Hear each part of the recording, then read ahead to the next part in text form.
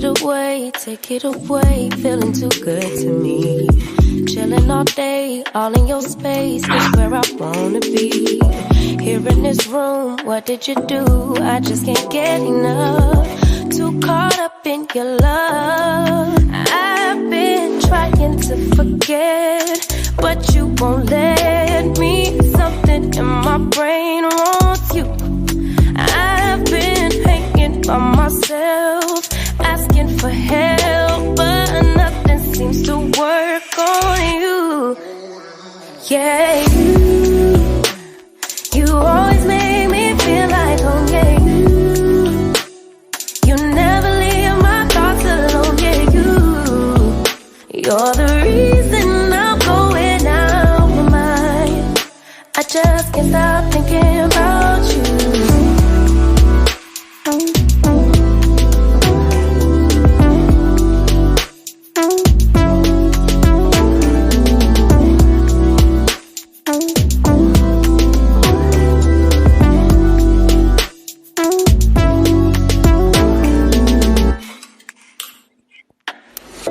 All that I crave when you're away, nights are sleepless.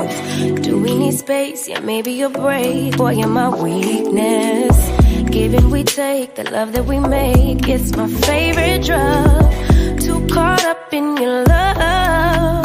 I've been trying to forget, but you won't let me. Something in my brain wants you.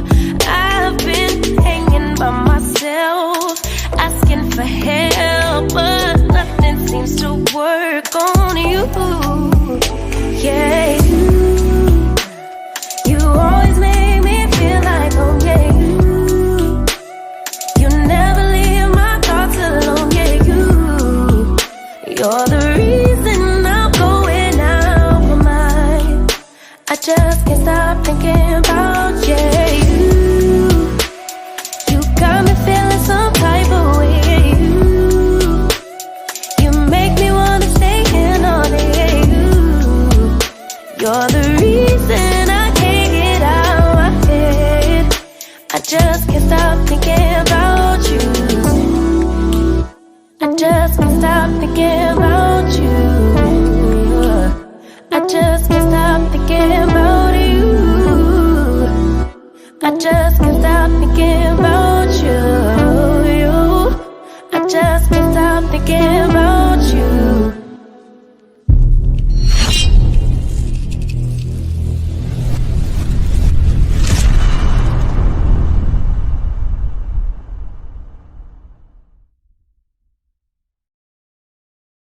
For Friday night, of course, right? And I had to tease you all and say I was going to start at 10 o'clock. And actually I started at, well, 10 o'clock for me, but 6 o'clock for you and on the East Coast, and 7:30 p.m., I guess, for the West Coast. But it wasn't intentional. We intended to start off at 6 p.m. Eastern Standard Time. But Mrs. Scurv was coming down late from the property up at the, garden in the back. And she had some extra things she had to bring. So she's like, listen, Lance, you got to come meet me. It's a whole lot of stuff here. Meet me at the corner. I said, okay. I had to cut my shower short and meet her out there. And it hit me. I said, listen, we need to do a little food shopping. We don't really have much to cook. I said, why don't we go hit one of the spots that sell pretty clean food, and then we'll come on and do the show. She said, okay, fine. So we were going to go to the usual spot, not too far, where I can get that vegan Philly cheesesteak, but it's not no cheese, vegan cheese, and it's chicken, vegan chicken, natural ingredients. And then when we got back out there, she said, why don't we check out the newer spot way up by that hotel? How do you pronounce it? Podoisi? I'm not sure if I'm saying it right. It's on my Instagram. We took a plate of the rice, the seasoned rice that she had. We had some more stuff, but that came first, and that's the proper way to pronounce it. But that was a restaurant on the main road and across the street, and going down into the Bat Cave. It was well lit. It's a whole world back there. And I have that on my Instagram also. A really exclusive, this hotel and the way it was laid out, you can put it in Las Vegas, you can put it in any exotic place in the world, and it would match up. It was beautiful, spacious, pool, outdoor eating area, indoor eating area, You could just wander around the whole place, and it's so far back, you won't even see it on the main road there. So across the street on the main road, they had the same name, but it was a restaurant there, I guess, to catch foot traffic and people who weren't part of the hotel scenario. So we went up there. We were always passing it by, going up to the house, and we said, okay, let's just stop there and grab something. So we went there. It was okay, but I still want to get my original Philly cheesesteak, chicken, vegan, whatever, tomorrow. You know, we worked hard all week, and I said, just to get a small little sandwich, whatever, come on, that's all I'm asking for. Anyway, tonight's show, I don't know, like, where do I start with this thing? There's some facts I'm going to read. There's some things I'm going to read, and it ties in not just with just porn, because what do you do when you watch porn? You think about the stock market, and I'm not just going to joke about a lot of stuff. I just want to share a lot of insights, but I want to put down some facts and some things that kind of stoke my imagination to even speak about this more in depth. So that's what I'm going to do, you know? And, oh God, where is this? I'm looking for this, that I wanted to read off, and I'm going to do this in a second. Let me just grab this here, and we'll cut and just cut loose after that. And of course, the conference line is kicking and banging. We have some wonderful conversations on it after the show. And people say, well, what time exactly are you going to have it? After the show, as soon as the show starts. So even if as I'm playing the, outroduction, the outros, you can go on in there because it's 24 hours. And once we start, we have 5 straight hours of talk, and that's all that, and it cuts off. And then you just call back again and you get another 5 hours. You could do that all day long if you want. So that's how we get down. And we really have a really great time. We have a really great time. I fell asleep a little early last night. Thanks for understanding, everybody, because I'm 4 hours ahead of everybody. So if you're up and it's 2 o'clock in the morning, well, it's 6. And I have to say again, it got worse. I stayed up until noon earlier, my noon, which is 8 o'clock for you, but 12 noon. I didn't get to bed till 12 noon, and I woke up at 5. So my biorhythms are just all off, totally off. So I was told today by a wonderful person, said, listen, just go with the flow. Don't try to force yourself to sleep here and there. You do a lot of work, you do a lot of things, and just go with the flow. You don't have to be obligated to go anywhere at a certain time. It's only what you commit to doing. And I'm still pushing hard, and that's a beautiful thing. But all I'm saying is that thanks for understanding. We're starting this off a little later, but I'm always going to give my best, and just always, okay, let me see. I'm looking for this. Okay, let me see. Okay. All right. I think I got it. Do I have it? Or is this the other one here? Okay. Well, this is a few points that have to be made, and I'm going to just take off with it. Okay. This is official stuff, and I'm going to go into some medical things, because masturbation and pornography go hand in hand, and we're going to talk about all of it. I did save something, but I just can't seem to find it. That really sucks. Okay, let me just check here. No, I lost it. It's somewhere here, but I'm going to freestyle with that also. Here's something that I kind of copied off, and I want to read it out about masturbation and porn, but it's about porn, and we're going to lead into that. Let me just check the chat room here. I got all this stuff up. Just want to acknowledge everybody really quick as the show goes on. Yes, Anthony Newland, welcome. Yvonne, always early. Indigo King, 111. Always a pleasure, brother. Fetty, welcome in. Let me see who else is here. My Views channel. Wow. Ain't that crazy? And you're right. By far the worst of the worst. Sister Oyala, welcome in always. Welcome home. Sharina Lofton, welcome home. Master Glam, all right. Wow, we're pouring in here. We got 36 people in so far. Everybody hit the like button. Make sure, help those algorithms. I don't ask for much. It is what it is. But let me go off and read what I was going to read, which is really a shorter version of the long thing that I was going to read. Okay, here it is. Now, we all know what pornography is. We all know, and this is me talking before I read the thing. We all know what people do when they watch it. We all know the thoughts that it stokes in the back of your mind. People say, well, it's harmless. But there are a lot of people out here who are addicted to it, and a lot of people who it messes up their mind and what the expectations are in a relationship. It messes up people's minds as far as what they see reality to be. It has messed up a lot of minds of the men out here and women out here, because the numbers are growing of women who watch this also.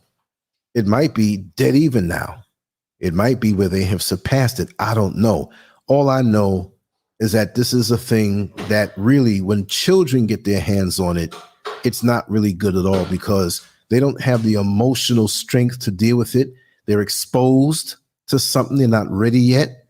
And most of us have been exposed to it in this day and age, and or forget about molestation, being exposed to that. This is on the same level of that, porn. And we're all curious when we're younger.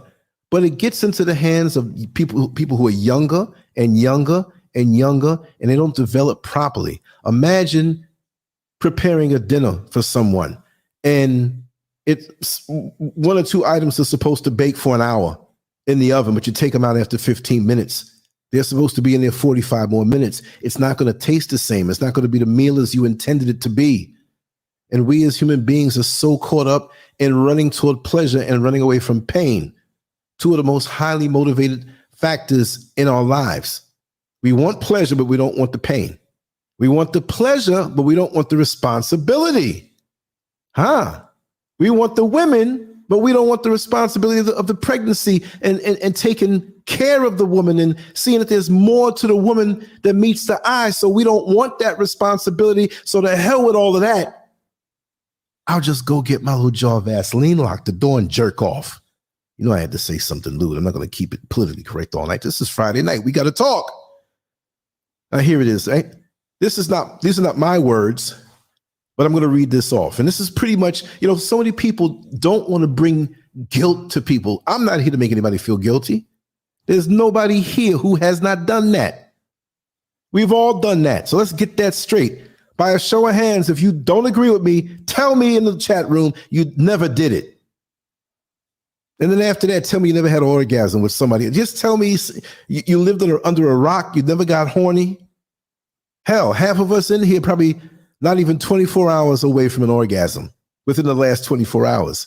Probably within the last hour. Like, ooh, LanceScurv is coming on. But here it is. It's important to note that these are not my words. It's important to note that not all pornography is inherently bad, and people may have different views on the topic.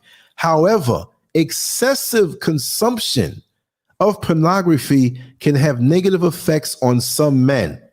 Now, why don't they mention the women? Why always gotta be a man thing? They watch it too. But see, women can't get erectile dysfunction, but they can get screwed up in the head behind this. Here are some potential reasons why. Objectification. Pornography can often present women as mere objects of sexual desire, rather than as whole, complex human beings. This can contribute to a culture where women are treated as less than equal to men. Aren't we already there? But then again, we have the modern woman that tries to treat the man as though he's nothing. I can do it all by myself. I got this masculine energy. And I have my car, and I have my house, and I have my this, and I have my that. Okay, wait around till about 55 and 60, and you get lonely. Number 2, unrealistic expectations. Pornography can give men unrealistic expectations of what sex in relationships should be like, leading to disappointment, frustration, and dissatisfaction in their own lives. Yeah, unrealistic expectations. Here you are. You're a regular dude. I'm not even talking about organ size. This has nothing to do with that, right? But we're a regular dude. We're not some super duper muscle down, I can screw somebody for 6 hours type thing. Because when you're in adolescence, you can lie when you compare with the fellas. I've heard guys tell me, but in teenage, yeah, man, I was up in it for 4 hours. I'm like, what? You're telling me that? So either it didn't feel good at all, because if you up in something, look, if I'm in a restaurant for 6 hours, the food must not be good, or must be a hell of a conversation after the meal. So we have these expectations where we see these men with super huge penises and they loop over and edit the movie to go longer. How do you know the brother didn't stop and chill for a little bit and go back? I know personally people who shot porn professionally. I know I've gone over there and sat there by the side. You don't put my face in that, man. I didn't care. And sometimes they take breaks and they go back to shooting the same scene and they can edit things a certain way. You think it's only one camera on the scene? You know how many people are standing around when they're shooting porn? This is a production. Usually it's done in hotels, right? And you better be able to perform when you go there. So you better be in control of yourself. So you have these unrealistic expectations that you should perform with your woman. So after 20 minutes, of doing your thing, and maybe 20 minutes is a marathon to you. Maybe after 5 minutes of doing your thing, maybe you're a 1 minute brother, 2 minute brother. We don't know. But even for the women now that have dealt with guys who are in fairly good shape and pop a Viagra, they have unrealistic expectations. Oh my God. They call the girlfriend. Girl, he's the real thing. He's a monster. But you don't know what's in the system. I'm not saying it has to be that way. There are dudes out there who are like that. There are guys who talk a lot of smack and don't do much. There's that quiet guy who don't look like much and he's doing his thing. But how much of us our minds are twisted because of porn, because of those unrealistic expectations, which can lead us to feeling like we're not enough. Because there are a lot of men out here, and we're going to go deep with this. I'm taking my time. We're going to be funny. We're going to be serious. And then we're just going to let everything hang out. There are a lot of men out here who are scared of relationships now because of these expectations that a lot of women have, because either they were with the super dude who was popping the Viagra, or they were just with somebody who had their number. And they expect all men to be this way. So there are a lot of men on top of the pressures of dating and having to make, you better have like 6 figures 3 times over, and you better have this. It's like, you know what? Let me just leave all of this alone. And they look at pornography, and that's their get off. And while they're getting off watching pornography, they're being pushed down into the hole of this abyss of nothingness, because I could never perform like that guy, and I could never produce the money of that guy that she's aiming for out there. And so now you're disconnected. And after a while, that doesn't exist anymore. To me, that's something that really wrecks up us as a people. Let me just get through this, and I'm going to freestyle some things, and then we'll continue on. Addiction. Like any other habit-forming substance or behavior, pornography can become addictive, leading to a compulsive need to view it, which can negatively impact personal and professional relationships. See, you think because you don't have a line of cocaine in front of you, some GMO weed that you're inhaling, methamphetamine, crack, Molly, whatever it is that you do, that I'm not on drugs. See, porn and masturbation, that's the ultimate drug, because you can't get shaken down for it. You have your hormones, you have your imagination, and it hits you so hard that, of course, it's habit forming. And see, a lot of us run toward porn as a release. Porn itself doesn't release you. Okay, you say that to be true? I'll put a big screen TV in front of you, and we'll have all the porn you want, a big jar of Vaseline in front of you, and I'm going to handcuff your hands behind you. You'll be in there, you'll be out there humping air, because it is like a drug. You've extracted the connective part of it to the next person. You're not making a connection no more. You're not feeling warm and intimate with that's part of something building and joining on with somebody. It's really a selfish act. When you really think about it, I mean, you can't, teenage, a young person, even a grown person, but when it gets to the point of being something that's an addiction, okay, say, for example, you're in New York and your loved one who you're committed to, whether you're married or not, you're committed in a monogamous relationship. She's in Las Vegas. She's got a job out there for a couple of days with the company, and they have this whatever, some kind of corporate get together. She's going to be out there for maybe a week. She's finished with everything. She's not really interested in going out and seeing the excitement. She's tired. They worked her all day. They do have some days off, but now she's talking to you on the phone. And she says, oh, baby, I wish I was there with you. And you say, oh, God, I wish you were next to me, too. You know what we'd be doing. Yeah, I know. I'd be licking on your nipple and going down and licking the head. And oh, you know where that's going. And I'd have that clit in my mouth, twirling my tongue like a helicopter. Oh, yes. So what you going to do? Usually, you start manipulating yourselves in the name of love. I don't think that particular aspect of it is bad because your mental focus, your spiritual focus is on that person, even though they're thousands of miles away. But when you're watching porn and you think that you're not addicted to something, who are you connecting to? You're randomly looking at something or a bunch of things until you find something that hits your fancy. And it can be very abstract. It's just something visual about what's there. And the porn will lead you down a road where you started out what you thought innocent. Because people are going to masturbate, right? But the porn drives it. It's masturbation, 3.0. You focus looking at something, it's hitting your brain like you're really there. And you having these supercharged orgasms that are not connected to anybody, which will leave you empty, feeling guilty, and messing up your real relationship. And if you're not in one, it's going to be hard to get into one because you're going to compare it to the porn. Oh, really? You don't think so? Hey, you have a favorite restaurant. They cook all of these super dishes. There's nothing wrong with going to the restaurant if you like the food that's clean and you have the money and you want to do this. It's best to do your thing at home, but if it does it for you, fine. Now you meet this woman that you fall in love with over time and everything, and now she's not the greatest cook in the world. And you start slipping off to go back to that restaurant. I understand, but work with what you got. Help her to become a better cook. Don't insult her.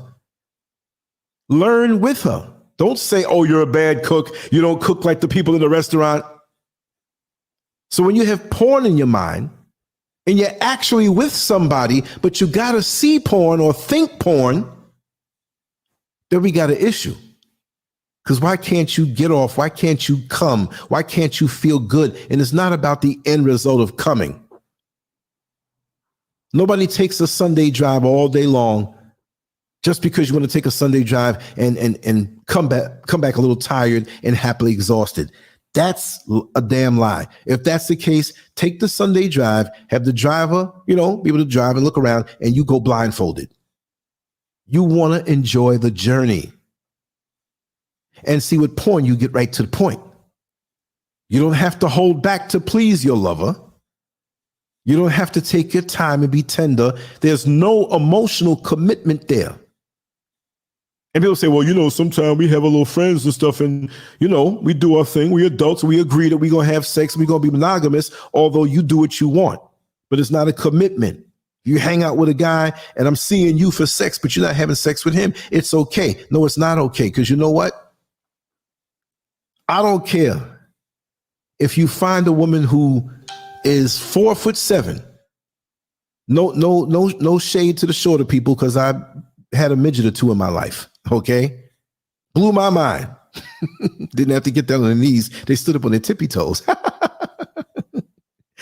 hope that went over your head. Anyway, I don't care if they're that short, 500 pounds, breath like Limburger cheese, 2 teeth in the head, an eye in the middle of their forehead. If you're messing around with this woman, and we can say the equivalent for the woman as a man who may not look desirable, you keep messing around. You keep messing around. Say, she's just a glorified friction provider. She ugly, but she give good head. Now, listen, this is an adult show, so don't get offended by what I say. I have not really gone off yet. I'm not using profanity, maybe a little bit, but we got to talk. This is something intimate. This is something that people don't talk about. I talk about anything. I dare anybody to give me a subject that I can't talk about. It is what it is. Read. I just poked my head in here and let me see. Lance, you know you're gonna get it for this one. Title your big bro. Yeah. It's Friday. I was just in. Oh, Leslie Grisby. Welcome. Everyday King. Kane Newland. There's a lot of folks that, you know, Jackie Blue. Yes, I fell asleep last night, but I did say, because like I said, I went to bed today at 12 noon. After I fell asleep for a little while, I got right back up. And I got right back up 10 minutes after you all hung up. And I was up ever since, and I slept from 12, West Africa 12 until 5. So here I am. You know, humping. Yeah, humping the air. You'll be trying to hump something. Let me see. BZDN. Yes, right. Point as an evil Jesuit Zionist creation. Yeah. All of that. Now I know some people. What did you say, Everyday King? You're looking for a new website? You mean, look, I took time and I Googled, not that I really had to Google because I know of a lot of top websites, you know, porn websites. And why you know about them, Scurv? Hey, look, I'm just like everybody else. Been there, done that. But I wanted to put those visuals up there because of the people who may surf porn and those logos are in their head. You know, I didn't know Strip Chat. We all know Live Jasmine because that pops up as a live model type, you know, situation before you can look at the porn clips. And like I said, with the porn, it's given away freely now. Years ago, like back in the middle 80s when it was VHS, you had to go to the actual adult shop, go in there and look, pick what you want, put it on the counter, and they charge for it, and everybody in line behind you is looking at what you got.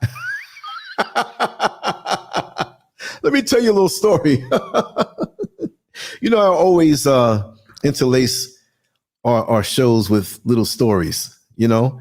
No, I didn't get all my rest. I slept for 5 hours, but my body's turned over all over the place. So the best advice given to me earlier today in the conversation, like, listen, just roll with it, Lance.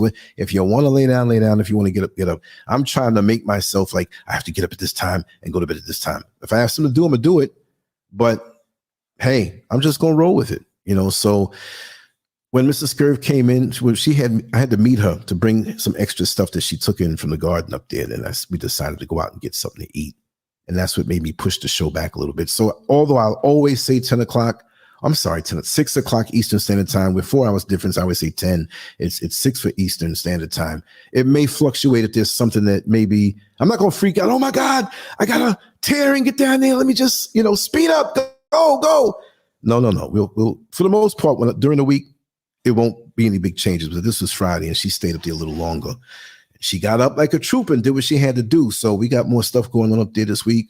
So we'll get more footage from up there because she took one of the cameras, but she didn't have a chance to really get any footage. But when I go up there this week, since my show for me will be 10 o'clock here, 6 o'clock on the East Coast, if I can prepare it, get it ready, I can go up there in between helping her and do a little recording, you know, audio and 2 or 3 videos and video her for the channel.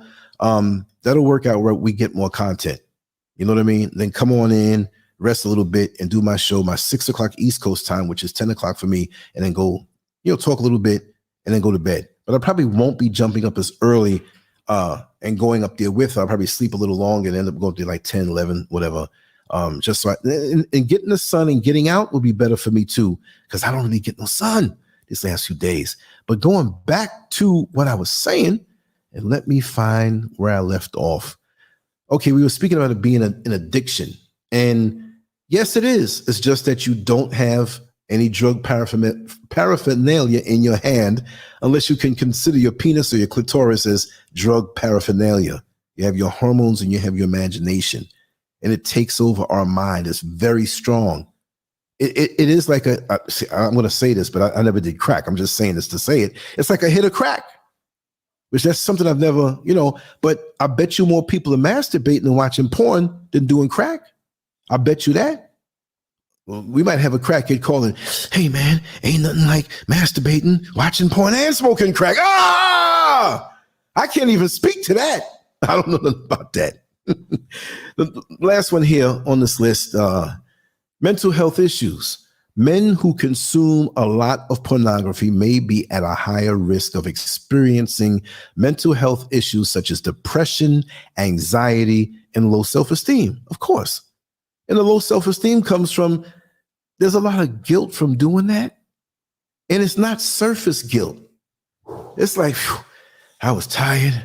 Homegirl wasn't around. And I rubbed one out. Man, whew, now I feel all right. But that adds up after a while. And you start to feel like, and it is a depression because you're not connected to an energy that can bounce back off of you. You're putting your energy out to the universe and nothing's coming back to you. It's empty. It feels good. Your mind is charged up, but nothing's there. It's almost like when people say, uh-oh, the metaverse is coming and you know, it's going to be the worst thing for the whole planet, the whole humanity, whole society, but we're already there. We in the horny metaverse, we watching porn. I mean, a snake can come up and bite you in the leg, and when it's feeling real good, you might feel like a mosquito bite until you come, and then you're like, oh, damn.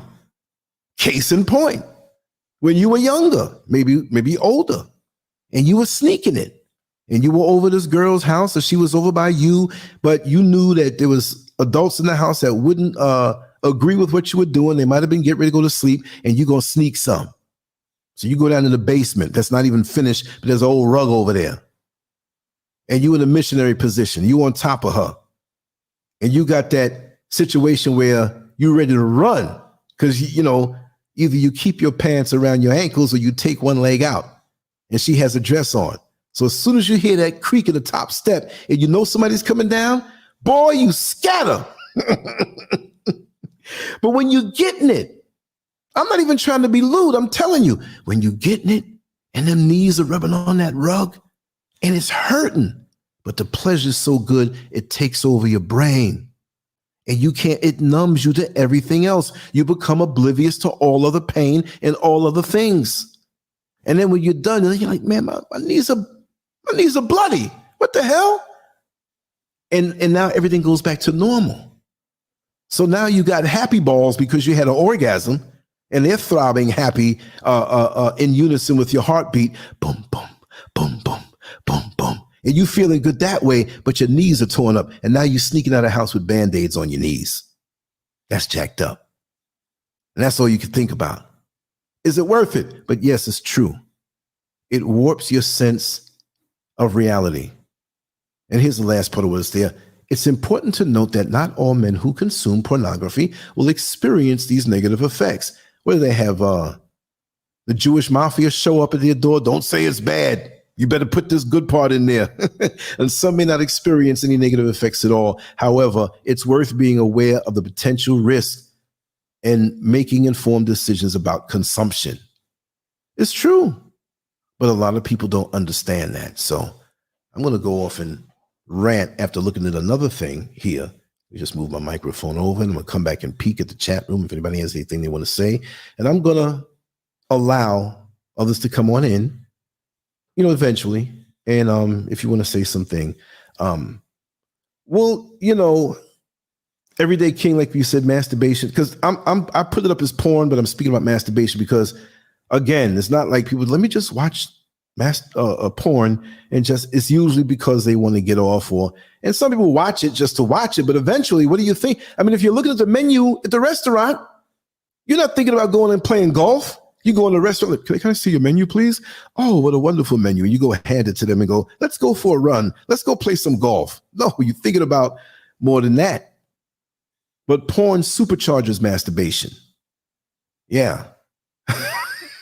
Oh, yeah, Riri. I got a whole bunch of carpet burns. My knees were like, I started to get the short pants that like came over the knee because they see my knee. Like, yo, Lance, what was you doing last night? I didn't see you around last night. Whose house were you over? Knees all messed up. Oh, am I speaking from experience? Of course I am. There's no shame in what I've done in my life. Y'all know my history. I don't have to keep going over that, but you know my history, having sex parties and threesomes and everyday things. And I had somebody who was with me and that pushing me and that she liked women too. That's what I was already a stripper before I was 17 years old doing. bodybuilding. So my life kind of, everything pulled toward that. And so I'm not better than anybody else as far as in the experience department, but I know from experience and going deep into the thing and realizing certain spiritual things that happen. And I'd make jokes and fun about it, but that's a dark world. That's a dark world. That's a really dark place. I forgot what the Jewish man's name was. He owned a place on 42nd Street, closer to 7th Avenue, but between 7th Avenue and 8th Avenue in Manhattan, in New York, on the south side of that street. It was right next to this corner newsstand where this Indian guy used to save the boxing and bodybuilding magazines for me. The name of the place was Blackjack. And Kelly Everts, who was a stripper, and we have a little interview with her from, I think it was maybe like 8 or 9 years ago. And me and her were cool. And she was one who got me into it on a higher level. And he came out of prison for tax evasion.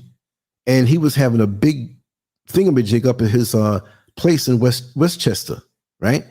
And the place was a real mansion. There's a real mansion. And it was a celebration for him coming back home. And it was one big drug-infested orgy. But it wasn't like crackheads. It was just like, you know, these were well-to-do people and drugs around. Everybody's walking around naked and screwing and this and this and that. And Kelly Everts was not into that. And she's very famous. At that time, you've seen her probably on like Morton Downey, Tom Snyder, Phil Donahue and stuff like that. But me and her were cool back in the day when I was training. That's a whole other story. And I have that interview. If you want to Google, LanceScurv, Kelly Everts, you know, it should come up. And the things that she says will prove that me and her were close. A little too close. Never had sex with them, but touchy-feely, kissy-kissy, you know, that whole thing. And she did that for attention in the gym, using me that way, but we were good friends, you know. But yeah, Bermuda shorts. Let me read off something here, and then I'm going to freestyle. Then I'm gonna bounce off with what's going on in the chat room. Okay, I'm gonna go right to. I'm not gonna go to the pages up masturbation and health benefits, because like I can't chastise a person for what they do, because I'm not demonizing porn and masturbation like that. I put it up as porn, but I have to speak about masturbation because that is really what fuels porn. You know, like I said, if you were allowed to watch 2 hours of porn every day, but not allowed to release yourself with a woman or like with a man, if you're a woman, you know, and just handcuff you, you know, if there's a table, if there was like a room where like with the detectives, right, when they leave you in there and there's a table, you might be humping the table trying to get all gasoline. You might, damn, that's a cup of coffee right there. Let me get in there and hump on that. You know, that's not good. That's not normal, y'all. That's not the way it should be. And I want to say one more thing about porn before I read this, is that it introduces you to things that you probably wouldn't have thought about before. Now, let me just take a second and take a sip of this water over here.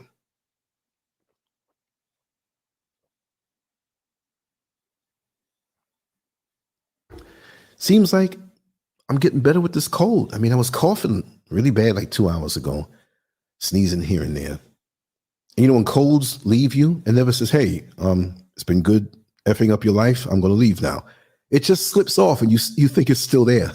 You know what I mean? You ever notice that? Like, man, I've been all right for the last 9 hours. I didn't realize it. The damn cold just left. They ain't got no manners. So, and I said this to a friend of mine, and I would say back in 83, 84, because remember, you had a lot of sex shops in Times Square. You go to Manhattan right now, they're all gone. They're scattered all over the city. So a lot of the guys that I knew in these places, they worked as bouncers, and I knew them from the gym. So I can go in these places and not feel like a creep. I'm standing up there talking with them. You know, they're all muscled out and they're bouncers. They know all the girls. Hey, come over here, Judy. I want you to meet my boy, Lance. Oh, hi, Judy. So every time I go around, she's walking around. Hey, Lance, how you doing? So I had a different upbringing in my secret wildlife. So I have friends of mine who purchase porn. They have no problem with letting you know all through the years. Some who have extensive collections, some who may be listening right now. I won't mention the name, fellas. I'm just going to tell you how it was. And so I told him one time, because I was in there with a few of them. We were buying stuff. And I said, look at this. Look at these different categories. You didn't have these categories 3 years ago. Most people, they look and they say, okay, let me get, and back then it was tape, like a VHS tape. They want to get a porn tape. It kind of didn't matter. They wanted to see sex. But then after a while, they noticed they like certain things. I saw a scene where it was a guy and two girls.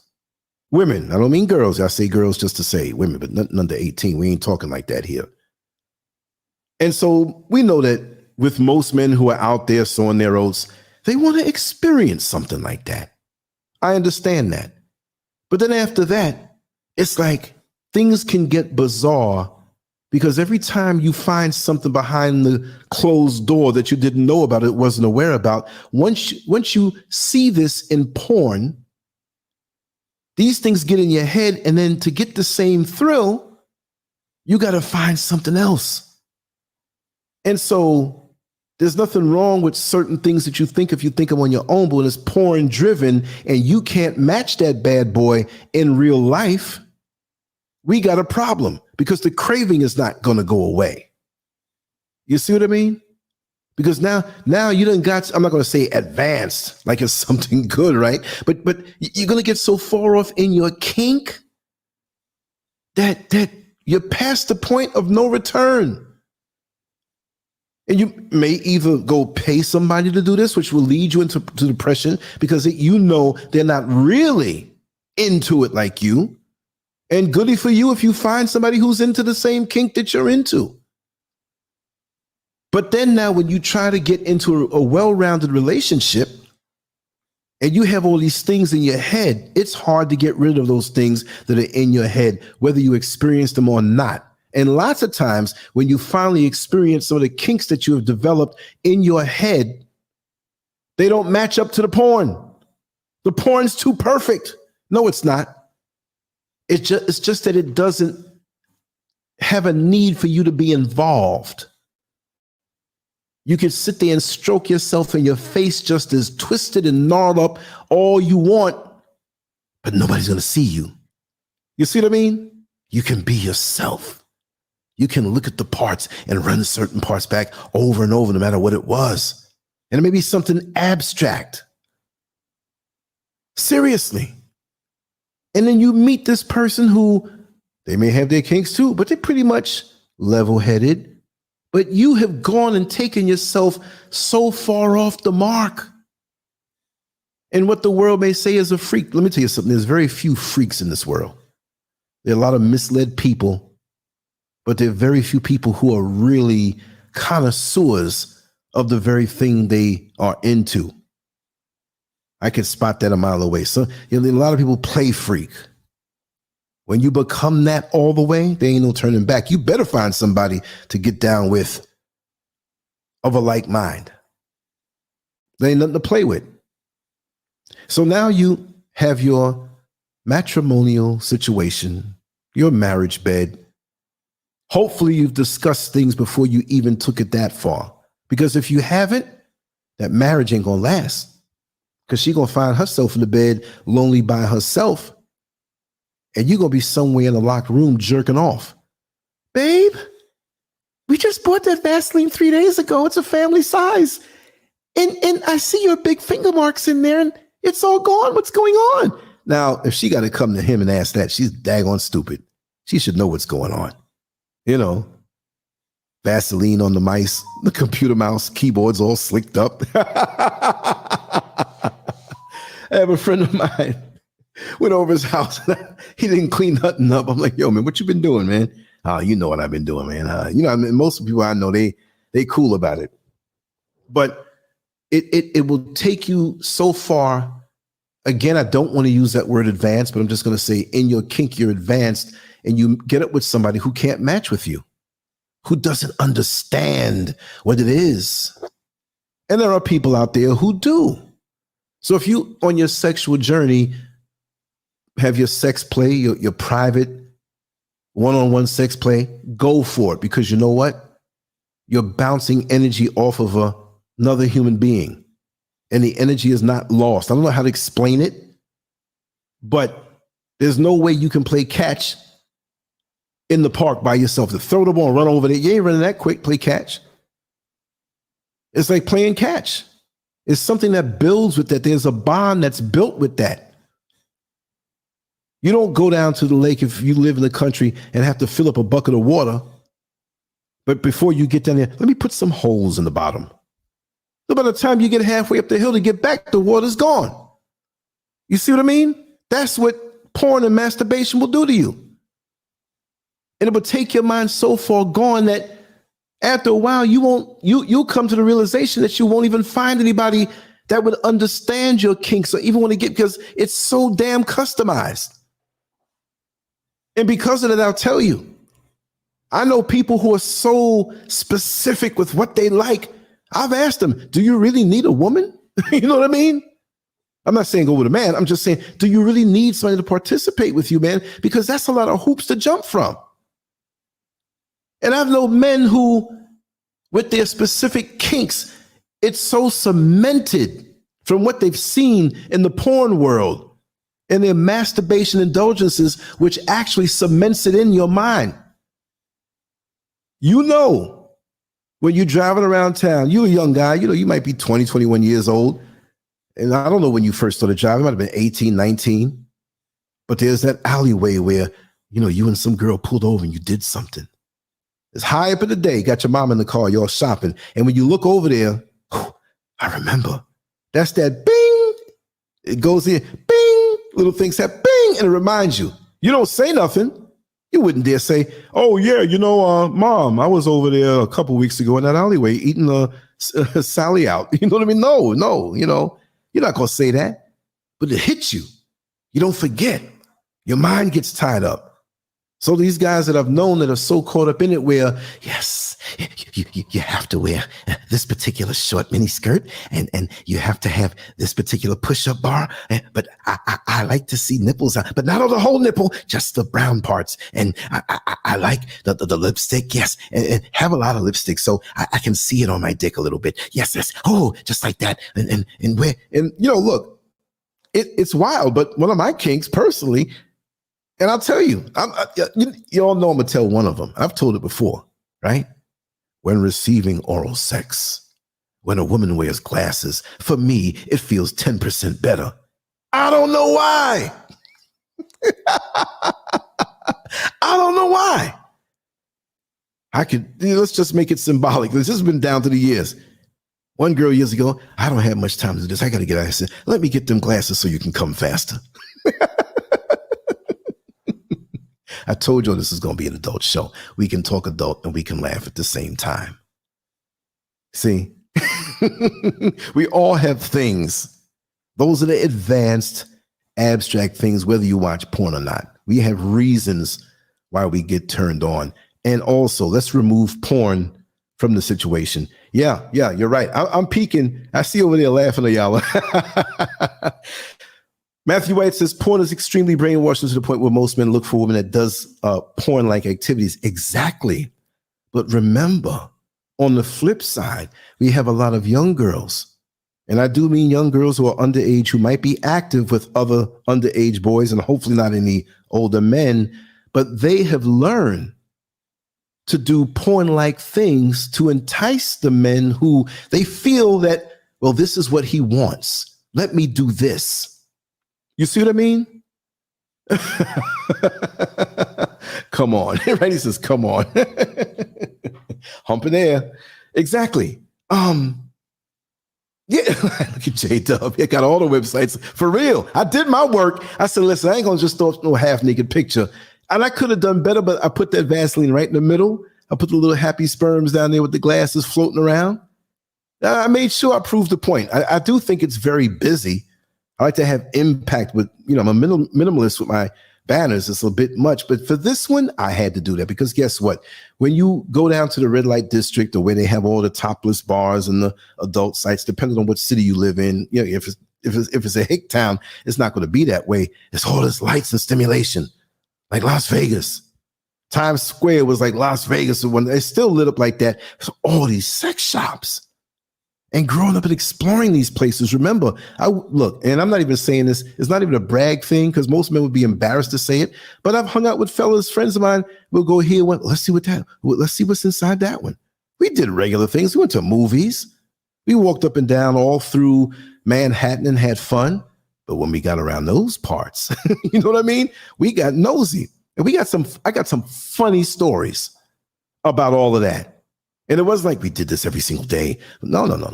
I go here once and then another 2 weeks, end up out there. And remember, I went to school in Manhattan.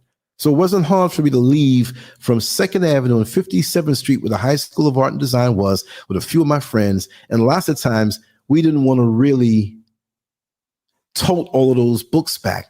So we'd go like there's a particular McDonald's there in that area, like in Times Square. And we'd stay there till late doing our homework. And we'd run back to the school. The security was there. It was like, listen, let us in so we can put our books and stuff back in the locker. We did our homework already. And then we went home empty-handed. And the next morning we can come to school empty-handed. It was just a thing to do. But on the weekends, we double back and go in some of those places. And some of the guys that are around me, they look like they were 17 and 16 and 18. I didn't look that way. I was competing in bodybuilding. So I had a very young face, but the body, no, I can't say it was a boy face. I had I look like a grown man, the body and everything. I'll get a woman and get a little eyebrow pencil and put a little mustache on and put a hat on and just throw them little man faces on. They saw the size of my arms, my chest. They're like, oh, go on in, man, no problem. And some of them knew. And plus, those are the ones where I didn't know had my friends working there, because I was a grown man in certain respects from very, very young. And knew the deal about life in the streets. But that's a different story, right? But wait a second, I just made you, what did I say? It's going to be a lot, so you got to listen closely. I was so embarrassed when my son started stealing the Vaseline. I didn't want it back after that.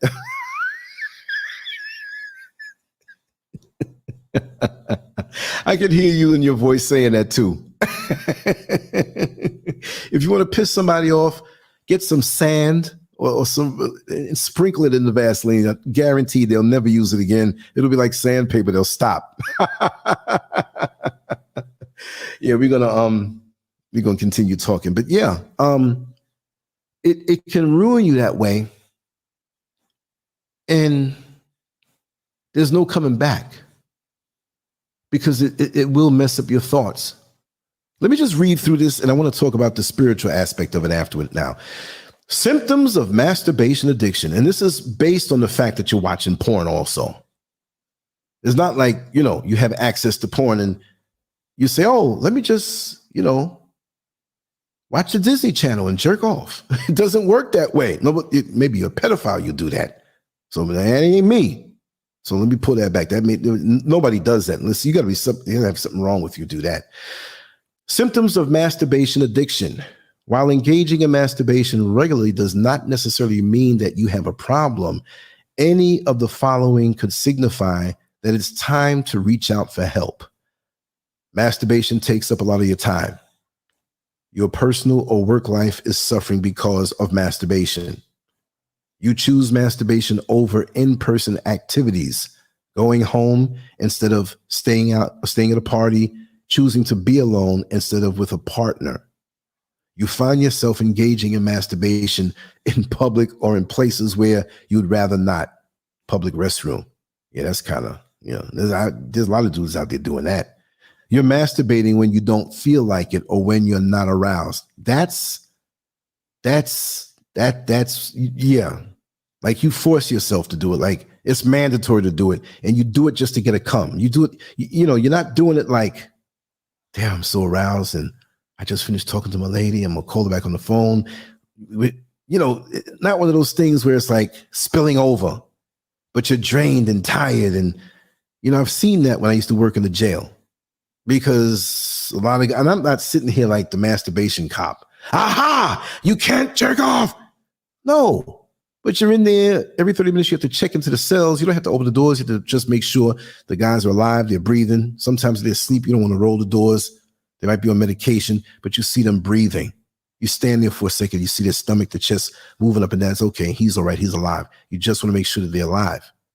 But in your checks, 11:30, 12. If you're doing predictable, right, you usually don't have any problem because like, it's 12:28 and Scurv is going to be peeking in here soon. Let me stop jerking off. They usually do that, right? And you usually don't have a problem, but some don't give a damn. You peek in the cell door little window, and these guys, they go into town.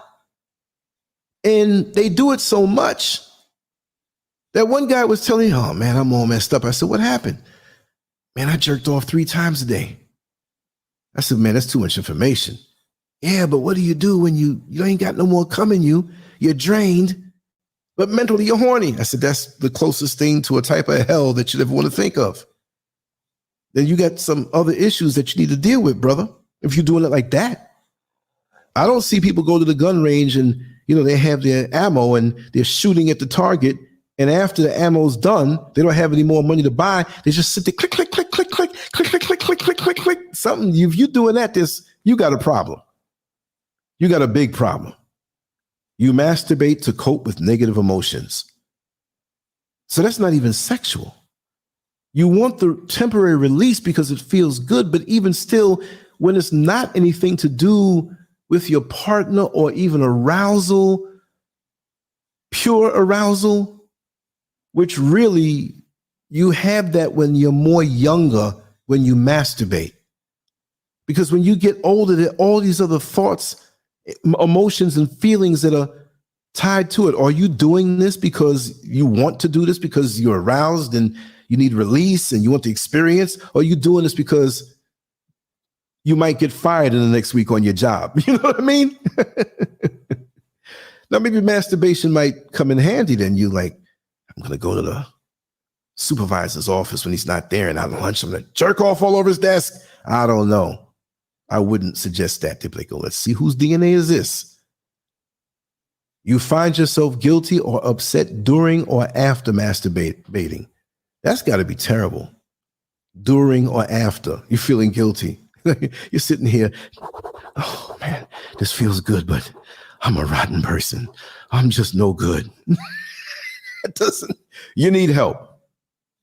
And you find yourself thinking about it often, thinking about that, which with smartphones now, you can watch porn anywhere. But you're sitting here thinking about, boy, I can't wait until I go home and jerk off later on. What happened to the woman? What happened to a desire? For a woman, I'm not saying that's the wrong thing, but porn helps to push you into that thing because you can look at any kind of woman you want. You can type in any kind of scenario that you want. You can search for anything that tickles your fancy and you'll find it. If you're into interracial stuff, if you're into the age difference, they got the granny porn now. They don't want the picture perfect woman. They want saggy tits down to the knees. They want a big, huge, I'm not saying women who are grandmothers are just built like that. There are a lot of sexy grandmothers out here who are, the stereotypical look of a grandmother that we would say. It's not like that anymore. It could be, but in their mind. And remember, there's a lot of men that were molested when they were younger. And then they watching the gay porn. They're watching the gay porn between young dudes and older men. I didn't know they had this thing called this bear organization, this bear club. How many here by a show of hands knew about that? Where, oh yeah, Anthony Smith, the granny thing? Yeah, and the grannies are getting it too. Because they got to get theirs too. They horny.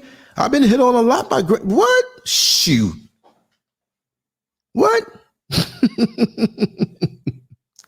Years ago, Rick James had a song named 17. She was only 17, but she was sexy, 17 years old. So he was talking about the temptations of this fully grown, physically underage. That's what he was insinuating. And he was trying to resist it and all this stuff. But we had this joke after we came out of one of those sex shops that sold the movies, and we saw a first look at granny porn. Young dudes with, and that's one of the biggest categories of porn outside of interracial.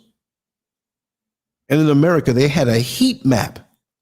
Just like when you see like a really bad storm in your area, and they have this heat map where in your county or in your state, you can see like really dark parts, like dark purple. That's where the storm is the worst. And red is a little easier, and orange and yellow is a little mild, and white is nothing there. So it was a heat map of porn categories. So the granny porn was all over the place. But it was funny that the interracial porn, it had its presence all over the United States, but it was really, really prominent in the Deep South. It was dark all through the Mississippi, Alabama, Georgia, Florida. Why? Because of the racism and the whole taboo thing about interracial sex. And these white men who hate, I'm going off on a different subject, but I have to talk about it because this is tied up with all kind of things. These white men who hated black men so much, undercover, a lot of them wanted to be with the black man. But they couldn't face themselves trying to have sex with a black man because, first of all, how am I going to approach this guy? He might kill me. He might freaking knock my head off. And plus, you live in a neighborhood where it's racist anyway. This is some real stuff, y'all. So what do? To get next to the black man on a sexual level, they will offer their white wife. Come on, honey. We need to spice up our marriage or relationship. And I see how you look at those guys who cut the lawn every Saturday. I know you want those big black cocks. You know how they say it. And when white men say the word cock, black men, so my dick. They don't really see black men, yeah, my cock. I say, wait a second, do you work with white guys or something? Or did you grow up in a white neighborhood? How'd you know, man? We use the word cock. We'll say it to make fun of white men, but no, we say dick. You know what I mean? But the thing is, when these white men, they talk their women into it, a lot of times the women act like they don't want to be into it, but they're really into it. Like, oh yes, I'm going to act like I'm going along with it, but I can't get enough black men. If only he knew how many black men I was with. So these guys, and I'm going to be very blunt here, if you're eating anything, or, I've said it before, these guys will let you screw their wives. They will sit to the side and jerk off and watch you deep dick their little wives, and they getting off on that. But outside, they're racist as hell, and they act like they don't like you. But they want to be with you sexually. So sometimes they'll be in a threesome with you and the wife. Now, they're acting like they're not trying to get next to you. And I'm never been in the past in a no one woman, two man thing. It's always got to been two women for me, or three or whatever. Never that.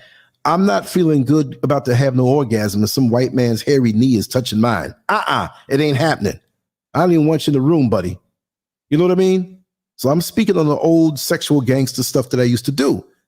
But they would sit. Now, I'm not saying I did that because I'm not into white women like that. What I'm saying, I've had a lot of friends. Remember, a lot of people in different things that I've been around. People in porn, people who sold themselves, people who are in the gym, friends who, them white folks are crazy. And let's add in something else. And I've spoken this before, and I want to have this in on this episode, but I've said this so many times. If you listen to the show, you've heard me saying lots of times. Craigslist, when they used to have the personals, the adult personals, where they used to have, M for F. And four wasn't FOR, it was the number 4. So you saw male for female, or you had a category F for M. Okay. Then you might have had M for FF, or you're looking for 2 chicks. Or you might have seen MWC, letter 4, BM. What does that mean? Married white couple for black man. And that was one of the, I'm not going to say it was the biggest category, but it was spread out all over the country, no matter where you lived.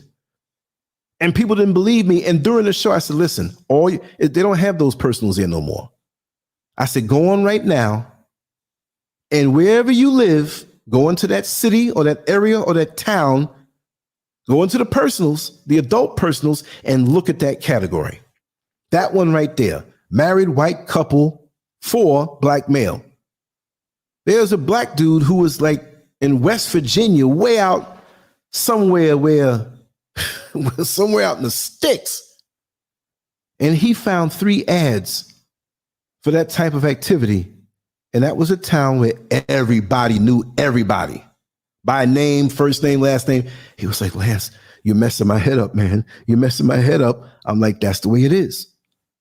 But with these white men who want to get next to the black man, they just using the wife as a shoehorn to get the foot in the shoe. And what I mean by that, after you, and they love it when you ejaculate up inside the wife. And they over there jerking off. Yes. Put your black cum deep in her white womb. And they keep saying the colors, man. Your black this and the white this. And they get off on that. And now you come up inside this white woman. He's telling you, oh, no, she's taking care of. There's no, we can't have that. And after you go, honey, he's gone, right? Come over here and let me eat you out. But he wanted the sperm down his throat without using the woman, but he couldn't face himself, telling himself that he was gay. This is real. And porn in those areas was so strong and still are. You go to some of the most racist places in America. And if you could see, go into this history of the computer, you know, any porn addict knows you have to finish. When you finish, clear the history. I've spoken to a lot of like nerdy dudes who are like that. They're into their little profession. They don't have no kind of body. They're all soft and they don't have no game. They're nerds. They're cool with being a nerds, and they're relegated themselves to a life of porn and jerking off. So they don't care. I have no time to get into relationships, and you break up and you waste time and it's emotional. Then she cheats on you, use you for your money. You get married, then you die and she gets another man. No. I'll sit here and do coding. I'm going to get into my IT work and take a jerk off break. They say there's a rumor that like it makes you blind, but dudes like that I've known, they always had thick glasses. I'm like, maybe there's some truth to it. Crazy. But going back to the other thing before I come back to porn and then go into the spiritual thing, I didn't forget, I'm sharp. But those guys, they're sitting there, take his black cock. You know, they like to say cock. But when these white men are beaten off and getting to the point of orgasm, the word cock gets all twisted up. The more turned on they are, the more close they are to orgasm, cock sounds different. Yeah. Put your cock in her. Put your cack in her. Cack. This guy must be ready to come. Yeah, let me see what Lazarus said here. Yeah, clear the history, pervs. I am 30 and I love BBC and big matures. You know, okay, wait now. You said, okay, you're 30 and you love BBC and big matures. So you're a dude, but big matures. Okay, cool. I've had situations, right? But you love BBC. That's big black cock. I'm saying, oh, you like to see it with big matures. Oh, cuckold. Yeah. There's a lot of that going on. Reese is like, I can't unhear this.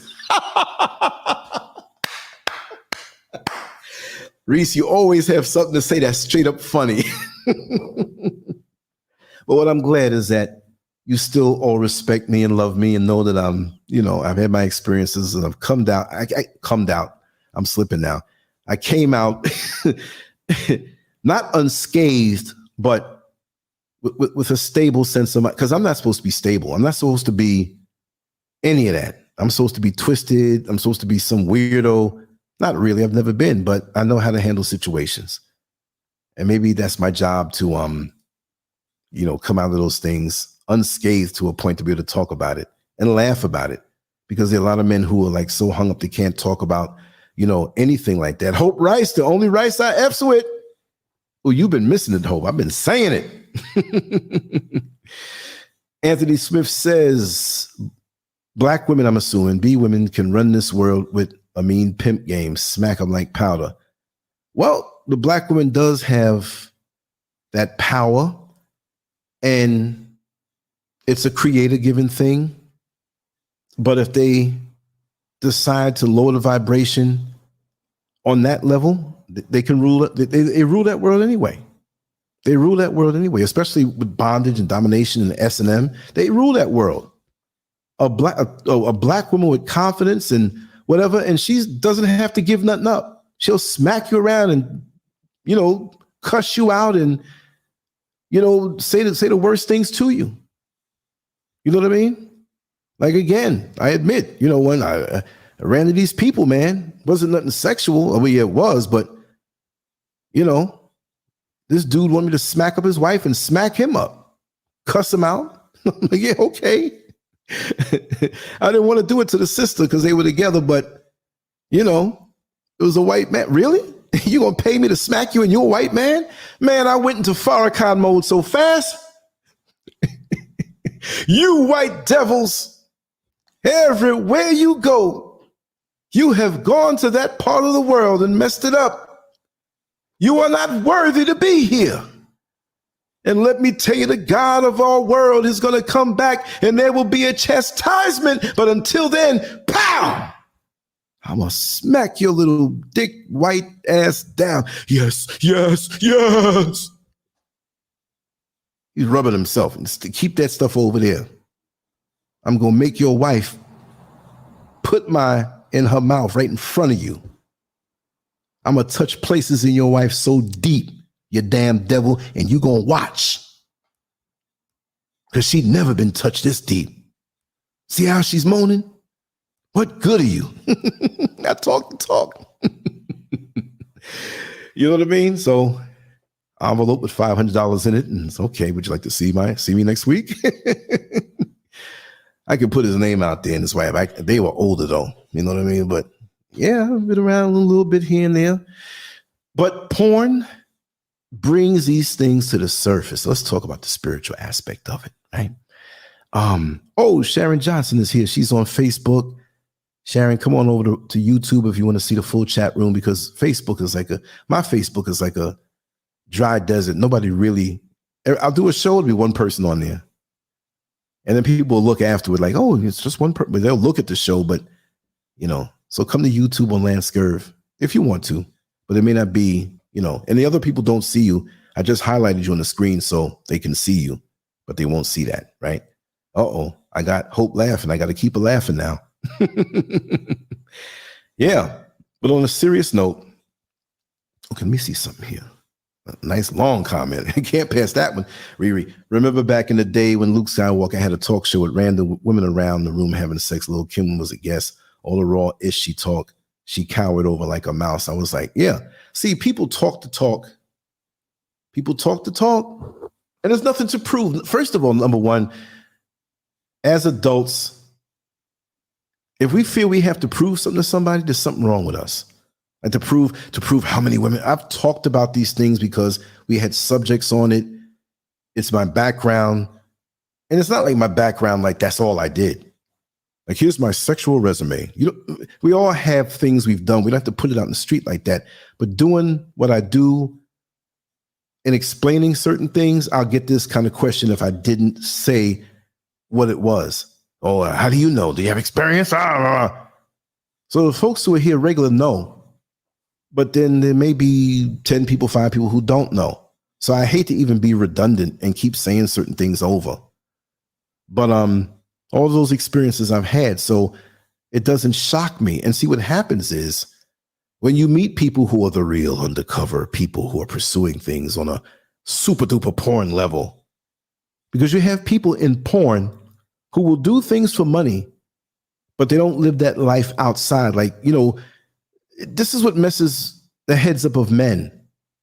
They think that this porn world is an alternate world that exists out here, but they keep missing it.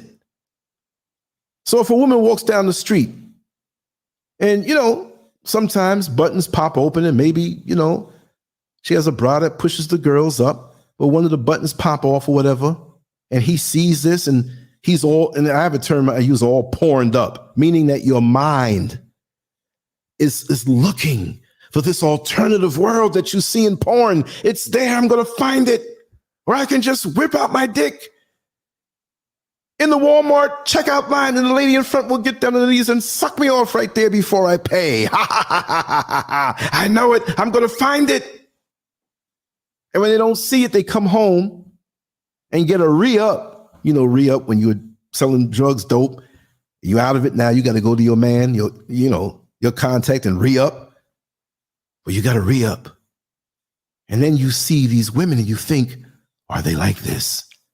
And that's why you say dumbass things to some good ass women who are decent, because you all porned up. Now, women are sexual too. Women will like things that they have their kinks and their extreme things. Get with somebody who might be like that, but don't think that you can just superimpose what you do and she's gonna jump for it, because she may not be down for that. I know some women who like mild things. I know some who you'll never know certain, and you bust out like, whoa, but you can't run it down. And this is what happens when men they forget to work on themselves.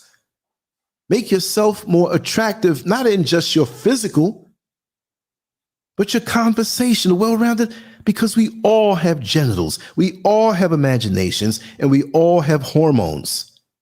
What are you doing with yours? You see? So that's a given. But you have these guys out here who their minds are so messed up. They walking around thinking like that all day long. Raw Reality says, remember in the movie Players Club, the scene when Ronnie was at the private party with the white cops, she started to beat one of the cops and he enjoyed it. Yeah. And remember back in, I'd say between the meaty years of doing this, I used to drive a dollar van up in New York. There's a young lady who was a stripper. She needed a ride. I grew up with her. She was a few years younger than me. I ended up going to the strip joint in Jersey. The other girls wanted to come back into the city. I had a van. They asked me if they can, because the cab drivers are usually like always try to pop back the next day. It might be some I can't, I'm not making fun of Africa. I'm in Africa. I heard your live show. We're going to get you now. You're making fun of that. No. But some Gambian cab driver that dropped her off the night before when she was half naked coming up the strip joint. Now she's sitting on the front steps with her daughter, and here he comes. I remember you last night. You sexy bitch, you. No, you can't do that. So they knew I was cool. I got the stamp of approval from my friend there, and I was driving around all these strippers who on the slide were prostitutes, right? So here I am going up and down the East Coast, and they go into the strip joints and they're going, they're pulling their tricks, but I wasn't up under them with that, but they were doing it on the slide. And I got cool with them. So the hours and hours of conversation, a couple of times I went away for like a whole week, and they paid the gas, they paid the food, they paid me half up front, and I left that home, and they took care of everything else. I didn't have to do anything. I came back with, this was back in the 90s, and I basically got $2,000 at that time. But if I was out for the week, the gas is going down, they're paying for the gas. Because they were tricking. So they had money. That was nothing. And I was so frugal, I'm like, well, you don't have to pay for another hotel room. They might have had like a big suite with a door in between or whatever. I'm like, I'll get on one of the couches. I wasn't trying to be creepy. I saw them naked all week. I saw them at the VIP sucking dick all week. So it's like, I'm going to try to see what your titties look like. I was there all the whole time.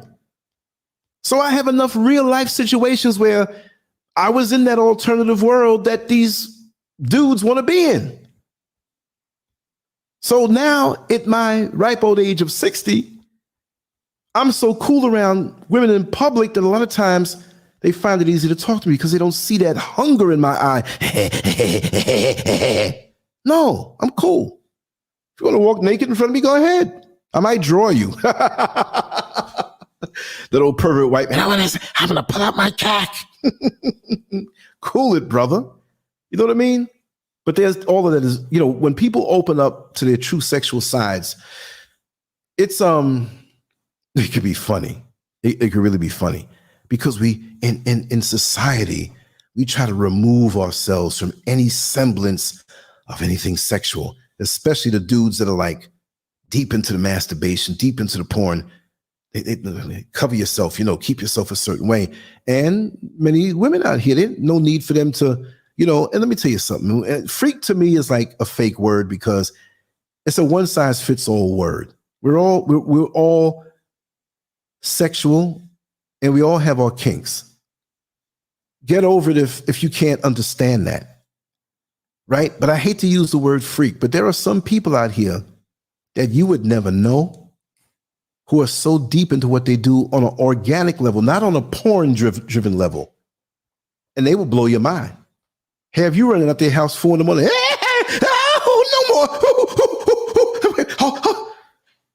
Yeah.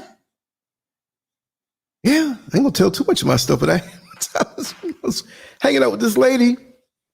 I thought it was that kind of vibe. She was about maybe 15 years older than me. I was like about 22. She was damn near 40. And she said, "You gonna spend the night, right?" And we were just chilling. It wasn't even anything where it was like, "Yes, we're gonna be sexual."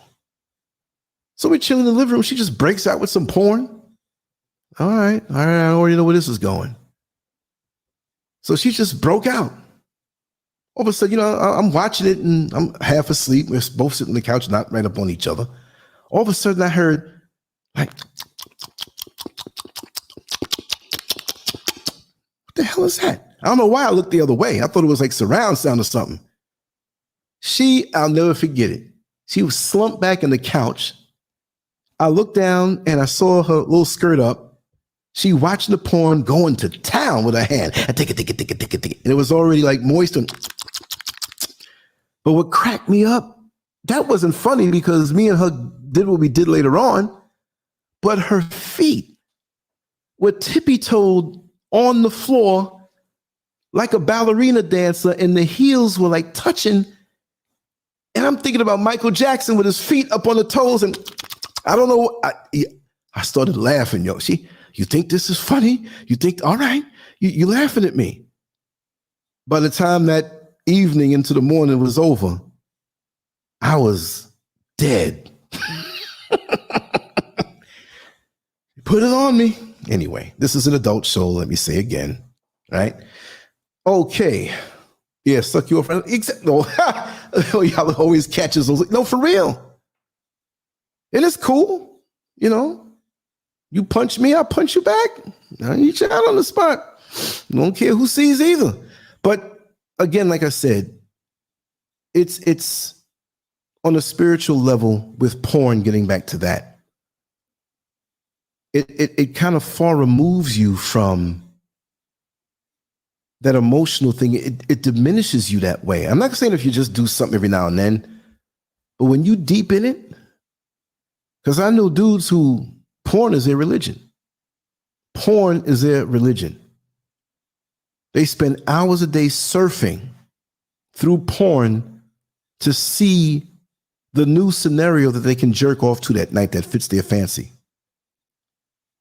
I know guys that will sit there thinking they're gonna, let me sit here for 15 minutes and get off looking at something. And sometimes they do that. But I was speaking to a friend years ago and he's like, "Man, you know the most frustrating thing?" I said, "What?" It's when you're looking for something to really get a good come on. And you can't find it, so you hold back. And he said, "I was sitting there and didn't realize that 5 hours were going by. I wasn't even horny no more. My legs were cramping. I was dehydrated." You messed up. And when you finally forced yourself to do something with all of these images in your head, it dribbled out. And it wasn't even satisfactory. And it's not about like there's some meter in your testicles, like your balls have a meter. Whoop, you're half empty. Whoop, you got a quarter tank down there. But the feeling of not getting everything out is what, you know, when you feel like you got everything out sexually on whatever level you're doing, that's called happy balls. That's what I call it. You look down and they're smiling at you. La, la, la, la, la, la. You got your happy balls. Stomach is full. You ate a good meal and your nuts are drained. That's the happiest feeling for most men. And I'm going to say it's not just lower vibrational, but the lower vibrational dudes, that's it. That's all it takes for them. Man, I'm going to get this nut and I'm going to get this food, man. A lot of time when they get out of prison, get out from lockdown, they might have been thinking about women with that food smelling good. Yo, the pussy going to be there afterward. Let's get this food, man. I ain't eat this stuff in 20 years. That's how they think. I can't believe such a decent, upstanding person like myself is publicly speaking in this way to 66 people in the room, but it is what it is. You know I'm talking decent. I talk decent. Let me look here. Oh, yeah, the porn storyline. They're always corny. They're always corny. Oh, I won't reveal who's. I'm not going to reveal. I just got a what's up message. I dare not enter the chat on your live stream. I'm not blowing you up. I didn't say your name. That is so funny. Now I'm going to go harder. Now I'm going to go in a little deeper. What kind of language is that? Go harder, go deeper, right? I'm talking the porn stuff. But yeah, y'all, the punchlines and the lines in there, like, don't even try to write a script. You're making it even worse. And the music back in the day they used to play, that elevator music they play in porn, you know, oh, God, terrible. And it was like the same daggone like 5 guys in every movie. And it was always like some racist type thing, especially when it was like black people in the movies and whatnot. Yeah, the pimps and they acting like, hey, my man, yo, my man, what's up, blood? You just messed up the erection. I want to see another racist style. Now I'm mad, you know. But yeah, that's true. Stop busting off, bro. Give it to your lover, and like because it's an energy transfer on a serious level. Yeah, Superman Haru in the house. Yes, she made me suffer. I do believe I'm suffering an orgasm. I haven't seen you in a while. Now all of a sudden, yeah. Alicia Allen, let them know, Lance, exactly, all the time. We don't hold back here. Let me see. Riri. Actually, you can go to a site and see the girl first, and if you're in her area, you can actually hook up from the damn site. Yeah, that happens, but a lot of times men would get scared of that because now that means they may have to perform. A lot of men don't want to perform. They don't really want to go and have sex with the woman. Because now they got to show their face, they got to show their little ding ding, or they got a pot belly, or they drive a jacked up car, or if they're well known and they have a nice car. But it's not about your finances. Oh yeah, well if you're paying them, yeah, they want what they want, and that's it. But now you have to become a real person, and a lot of guys are not confident in themselves face on. That's where a lot of that happens, you know. And if they do, and it's a pay thing, there's more of a depression after that. Because it's like, would she really have dealt with me if I didn't have to pay? Even though she acts like, it's like something that Mike Tyson said years ago. And, you know, he's brutally honest with everything he says. And I kind of fancy myself after that type. I'm not trying to be him. I'm just saying that I was always a shocking guy who told you, you know, whatever it was that happened, I was always honest. If I'd hang out with friends of mine the next day, and I was never like kiss or tell and say specifically who it was, because half the time they didn't know who it was. What did you do last night? And we're talking like 16, 17 years old type stuff, you know. And I tell them, you know, and they're like, oh my God, I can do what you do. Yes, you can. You know what I mean? I just I was adventurous, and I don't have any inhibitions. I never really had any inhibitions in my life. And I'm brutally honest. You know, like I enjoy being who I am now. You couldn't take me at 60 years old and go put me back at 20 and I have fun doing that stuff, which for me, it wasn't just that stuff. I read a lot of books, intellectual conversations. When it was time to go that way, I went all the way. But that was one gear on my whole vehicle. That wasn't just all I did. I've been through a lot more than most men, but you know, that's not all I was. I could not sit here and speak intelligently on so many different levels if that's all I was about.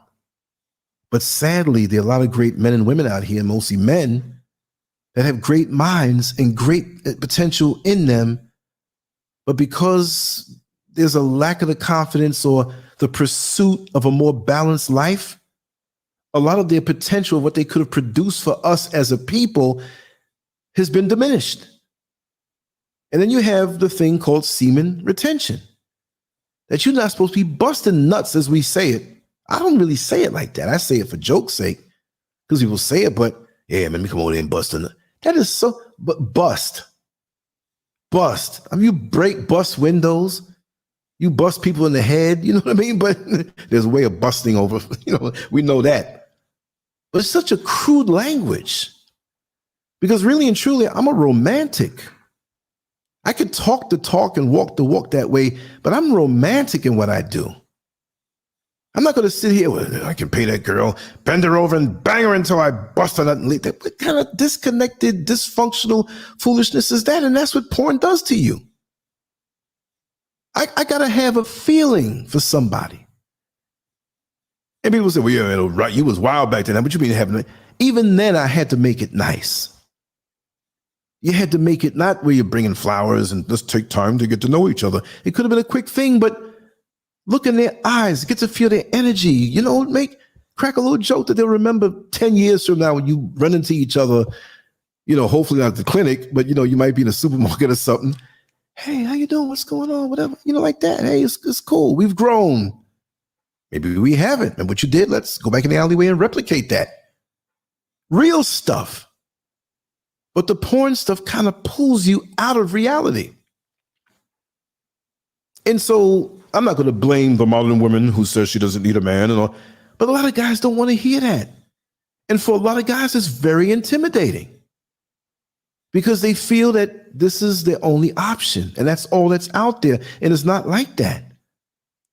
There are a lot of men and women, but there are a lot of men that stay single, get older, and you just don't see them no more because not that because you get old, you disappear, but you slow down. Your peers begin to transition. Dating is like almost impossible because everybody has their own scars. Imagine dating in your 60s.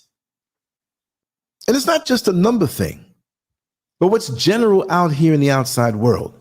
Imagine that. It's intimidating to a lot of people. They're like, oh man, that person has too much baggage, or they know they have too much baggage. The hang-ups, idiosyncrasies, all the toxic things. And so people just stay to themselves and go off into transition. I'm at a funny stage of life. What if I wasn't married? It's not like I'm going to go out there and get married to anybody just to have somebody next to me. You don't do that. But I keep myself engaged in life regardless. Me and Mr. Scurv went out early and ate dinner. We're going to do some things tomorrow.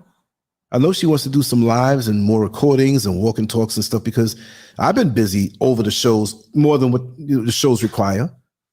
I got stuff recorded here. I got 2 things that I got to put up. I might not even put it up until tomorrow. But what if I wasn't? It would be, well, I'm 10 years, I'll be 70 years old and I'm completely fulfilled. You want to maintain the real contacts, even if it's not sexual in life. And I'm not going to blame porn for all the ills in society, but on that level of intimacy and eroticism, sexuality, man, it really does mess up a lot of stuff. To be able to express to a woman how you feel to her, not by saying, honey, I love you. But when you get with somebody and you speak about the deeper thoughts and feelings and experiences of sexual energy between you and this woman. I'm speaking as a man, so for you women, it's with a man. If there's rainbow stuff floating, enjoy the show, but I can't relate to that. But when you can tell someone and open up, no, this turns me on. Let's include this. And she's truly interested in keeping you turned on and knowing you, not just knowing you where every time we're around each other, we're just talking about sex. But you may like blueberry muffins made a certain way. She may like to spend time at the beach at a certain time of the evening when the sun is going down. You know what I mean? Like that. Exactly. Yeah. A thought just came to me. I'm going to say some words. A lot of men, they feel powerful in their anonymity. And of course, I can't reveal my sources, but that is so true. Like I said earlier, as easy as it is to do what was suggested, where, well, meet with one of these women and pay them. And a lot of men can't do that. They can be who they want to be when they got that ever emptying jar of Vaseline, stroking themselves to orgasm. It's not just about the woman that they're watching, because whatever penis is in that scene, that's their penis. Understand, ladies, when men are masturbating, that penis that's getting sucked, they're stroking themselves in accordance with that, and they're imagining that. But it's more to it than just that they're imagining, where they might be weak or shy, non-communicative, not the kind of person to strike up a conversation. People tell me I'm crazy. Lance, you don't care. No. In my life growing up, when I'm single and out there, and when I reference my stories, I share it in that light. I'm still the same person. Y'all know I must have been off the chain and crazy. I'm not living in the past. All these guys standing around scared of this woman because she's drop dead gorgeous and she looks to be very friendly. I'm walking up to her. And after 2 or 3 minutes, she's cracking up. And we walk off, leave the party. It's not even about sex. We might have hung out all night and had a good time. What good is it for me to enter in your vagina or check your tonsils, and I don't even know you and you don't even like me? I don't even want that. I want it to be just like when you see your favorite comedian on TV or on YouTube or whatever, and he had you cracking up the last time that you experienced his show. And now you see him walking out. What do? You start laughing because you know him and how he made you feel. I'd rather have 5,000, 10,000, 1 million women remembering me like that on a non-sexual level from the way I touch them, not physically, but on a cerebral level, on an emotional level, not to spit game that's fake and have them, oh, yes, you've touched me. No, a mutual thing. And this is why I always say, for these dudes who are looking at porn and every night it's a different woman or an orgy or whatever, that there's so many ways to love a woman. And the more they put this barrier between them of watching this stuff and there's no emotional connection, those emotions have to go somewhere. And it's like, again, you can't stop it. You can't separate sex from emotion, from spirituality. You can't do it. So the more you jerk your dick and feel good, you get a good come and you can do it for years and not realize this, there's some imbalance that's happening to you. Exactly. It desensitizes the person viewing it. You see what I mean? And so now you come into a situation where there's a young lady who's still, I don't mean young lady like you just have to be a certain age. I was speaking to somebody on the phone. And they're really 85 years old, a friend of the family. And I said, young lady, son, what you just turned 60. I got 25 years. What you mean? I said, listen, look outside and look at the mountains. Look at them big trees that have been around for hundreds of years. You just a spring chicken compared to nature. Yes, you are a young lady, right? But that's what it does. You can't connect. You're desensitized. It will desensitize your penis too, because you know how to touch you. And if you don't learn to blend with your partner that's trying to get with you, you only can get off the way that you've been trained to do so. This is why with sexuality and relationships, when you get with someone, and of course, everything doesn't work out. Some people go through several relationships in their lifetime because they thought at the time that was it. And because of their emotional development up until that point, they didn't see the red flags of danger that was screaming at them from that person that they opened themselves up to. So I'll tell the ladies that don't feel guilty for that. It's like the young girl that got pregnant and told her mom, "Mama, how could you do this? Mommy, he told me he loved me." That is so innocent. That's the way it's supposed to be. You see, like I said, Mike Tyson, I didn't even finish the line that I was on. Man, my brain is like a computer sometime. He was so like at the height of his career, and he knew people were coming around him for money. So you know what it was? He was like, he told one girl, he was spending money on her. He knew that's what she wanted. He's like, listen, before the evening is over, just lie to me and really make me believe that you love me. Tell me you love me. Lie to me. Tell me you love me and make me believe that you love me. Make me really believe it.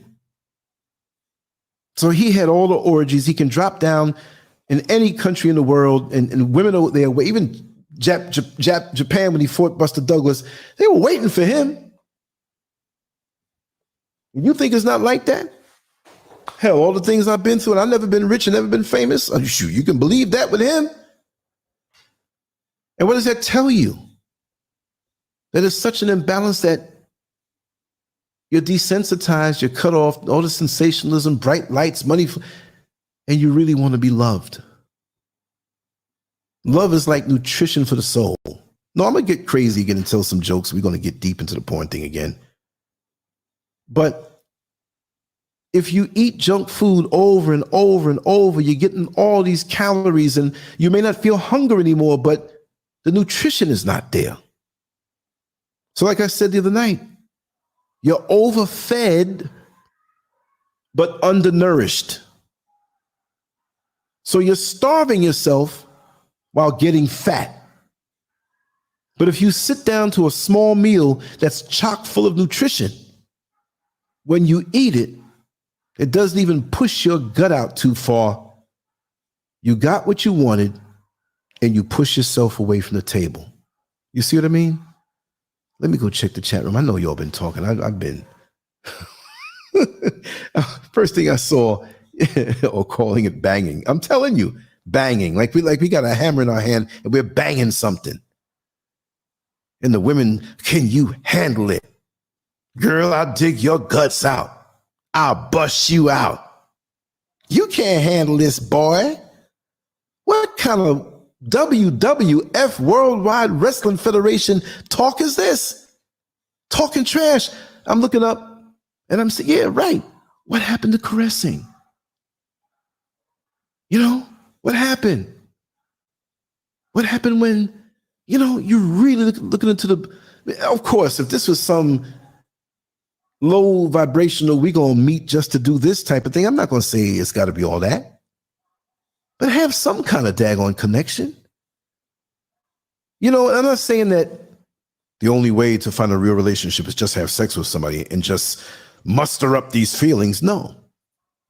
You should be going into this in balance. And I guess what I'm talking about doesn't have much to do with porn.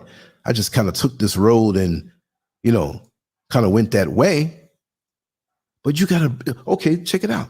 You know the equalizer in the audio system, you have all these levers that go up, and you have the mid-range, and you have the highs and lows, and you can adjust each part. See, if sex was just the lows, you'd push that up and leave everything else. It would be an imbalanced sound. But in the real world, yes, you can have a sexual charge because that is part of life force. This is why when your life force is extremely low, you don't really feel like having sex. That's not really there.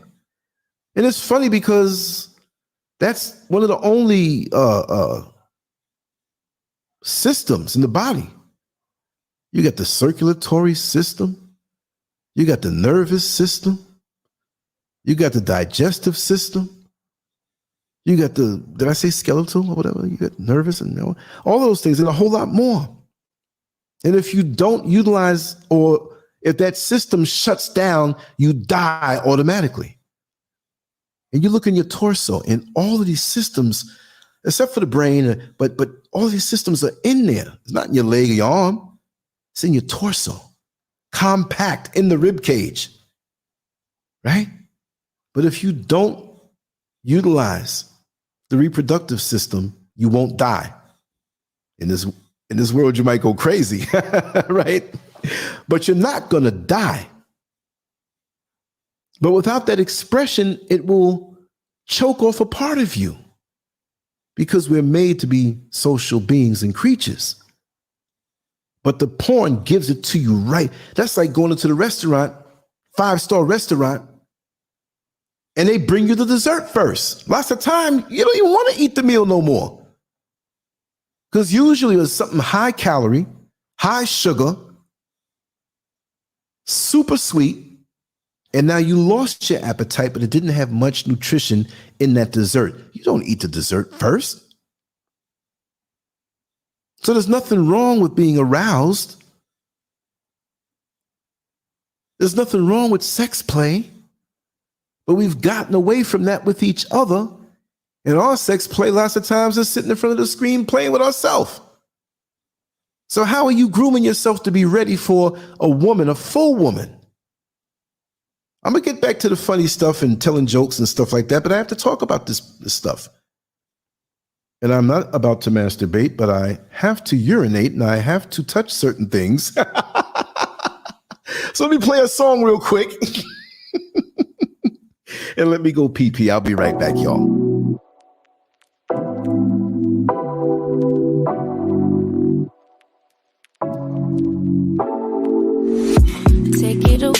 Take it away, feeling too good to me. Chilling all day, all in your space is where I wanna be. Here in this room, what did you do? I just can't get enough. Too caught up in your love. I've been trying to forget, but you won't let me. Something in my brain wants you. I've been hanging by myself, asking for help, but nothing seems to work on you. Yeah, you always make me feel like home. Yeah, you never leave my thoughts alone. Yeah, you're the reason I'm going out my mind. I just can't stop thinking about you.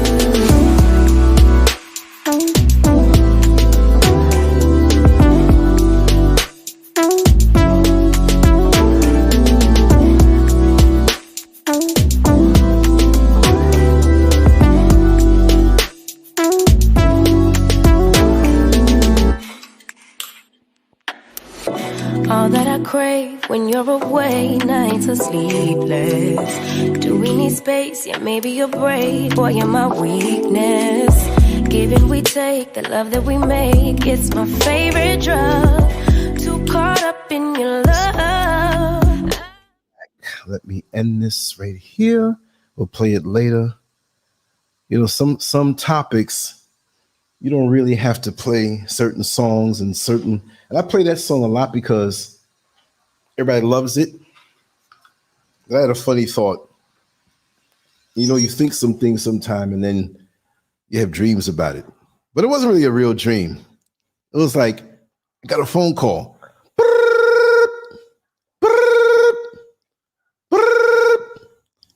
Assalamu alaikum, my brother. All praises due to Allah. It's like, I got a tongue twist. Assalamu alaikum, brother. Who am I speaking to? You're speaking to the Honorable Brother Minister Louis Farrakhan. And I have a concern with you, my brother. I secretly watch your show all the time, and I'm quite flattered when you play my song at the end, but the last few weeks I haven't heard it, brother. I said, well, brother, minister, tonight I have a show on porn, and I don't think you want to have your voice on it. Well, to be honest, my brother, I have to agree with you, but I will be watching. I got a stupid brain. Yeah, but that's the thing. You know, I'm looking at some of these comments, so that's why I'm doing the hamada thing. You're right, Riri. You'll never be satisfied with your woman. That's right. Let me see here. Oh, yeah, you're right, Riri. Yeah. Let me beat it up. Like, what is that? He beat it up. Like, is the guy messed up to even say that? He's so disconnected. Giant King says, but it definitely has to do with porn, Lance, because our man who may think he's in good shape, works out, eats well, ends up with prostate cancer because he likes sex too often, but we're not taught this. Exactly. Like I said, the equalizer that has the sliders and the levers, and say it's one of those big ones that have like 25 levers on it. You have to have a connection on each of those levels. Some may be a little higher, a little lower. It may not be required to be high on all of them, but there's so many parts. I don't mean to make it seem like it's like an automobile. Yes, a woman has so many parts. You know what I mean? No, not like that. And I am not even speaking sexual, but there's so many parts to you as a man. But we don't realize it. So that's why I say I can talk about anything on any certain level. I can see somebody tuning in now. Well, what he's talking about? I'm looking at a goddamn jar of Vaseline. There's a woman behind there with tits hanging out, and he's talking about some philosophy. I don't listen. LanceScurv is corny because that's all he can see. And see, once the body fades, you can keep it up for a really great long time, but that body is going to get pulled back to the earth. Somehow, some way. I don't mean just a burial, right? But it's going to get pulled back to the earth. And then what? What about the attributes that you have inside of you? What about those attributes inside of a woman that's the world doesn't see? You know what's so frustrating to a real good woman? That she has great attributes, but she may have a great banging body that she can't hide, and that's all men see, and they don't see her for what's inside of her. And then me as a man, if I get with somebody like that, I can see why you with her. You stupid low vibrational fool. That's all you can see? This woman could be, and what if it's a woman who doesn't fit the daggone Hollywood mode? You know, the freaknik look. Damn, man, that girl got an ass on her. I want to marry her. That's why you getting ready to get into some catastrophe and chaos, because that's all you saw was ass. Who don't like ass that's a man? This scurv laying in the stomach, and forget the pillow. I'm laying on my booty. You see what I'm saying? There's so much more. And this is why we make the wrong choices. And you stroking yourself, reinforcing that it's just the physical, watching porn, and you could imagine the woman to be anything you want. And she gonna give you what you want. She's gonna be like that dessert first that you get before you eat the dinner. Now you don't even want to eat the dinner, because all you want is that shallow thing. And yes, it feels so good. Don't you think I know? I love orgasms. I love it. Who don't? But you have to have it in the proper context. You like good food, right? You eat good food if you go out to a restaurant on a good, nice plate. You don't go there because of the plate, but you don't expect to have somebody serve your 5-star restaurant meal on a dirty, muddy hubcap with transmission fluid all in it because it fell in the gutter down the block from a daggone mechanic shop. It's like, I can't eat this, man. That's nasty. Well, just eat the part that's not touching the hubcap. Man, I'll throw that thing at him like a frisbee and it'll be all over, knock his teeth, his hair off, everything. What are you doing? So we miss out on a whole lot. We miss out on a whole lot because we're looking, like I said, that alternate world, the alternate porn world that we think is just around the corner. And as soon as we're about to give up on chasing that thing down, we see something that makes us feel a certain way. I see a lot of stuff, you know? I do.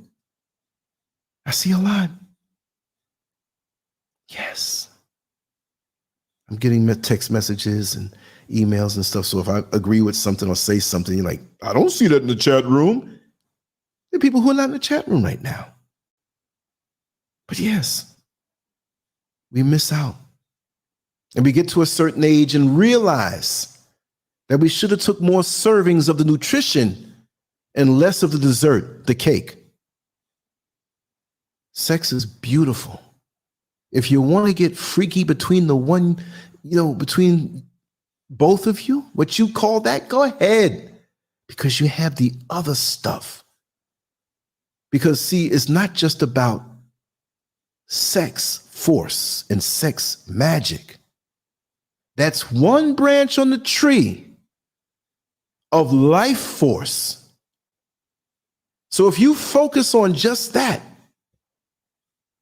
and not give attention to the other branches, the attributes, the loyalty, the branch of loyalty, the branch of integrity, the branch of discipline, the branch of honesty that you can build with this woman. And for the women, we're talking about the man. If you can't equally see those attributes as something that, wow, you get in a non-sexual way turned on. Look how hard they work. Look how smart they work to build. I would take a lawn chair when I was in Orlando and go in the backyard and find a small little anthill. I'd put it where my head, I can lay face down, my chin inches away from the anthill. I didn't want to interrupt it. I wanted to watch it. And I would sit there sometimes for hours. I might get up and go to the bathroom and come back, get something to drink. It hypnotized me. And then I began to think, because I had complete privacy in that backyard. But of course, there are other people in the neighborhood. It wasn't as big of a property as the one we have now. There's more activity. So people would, and we had this, it was like a 6-foot PVC fence that we put around. I had to have my privacy. You know me, I'm a nudist.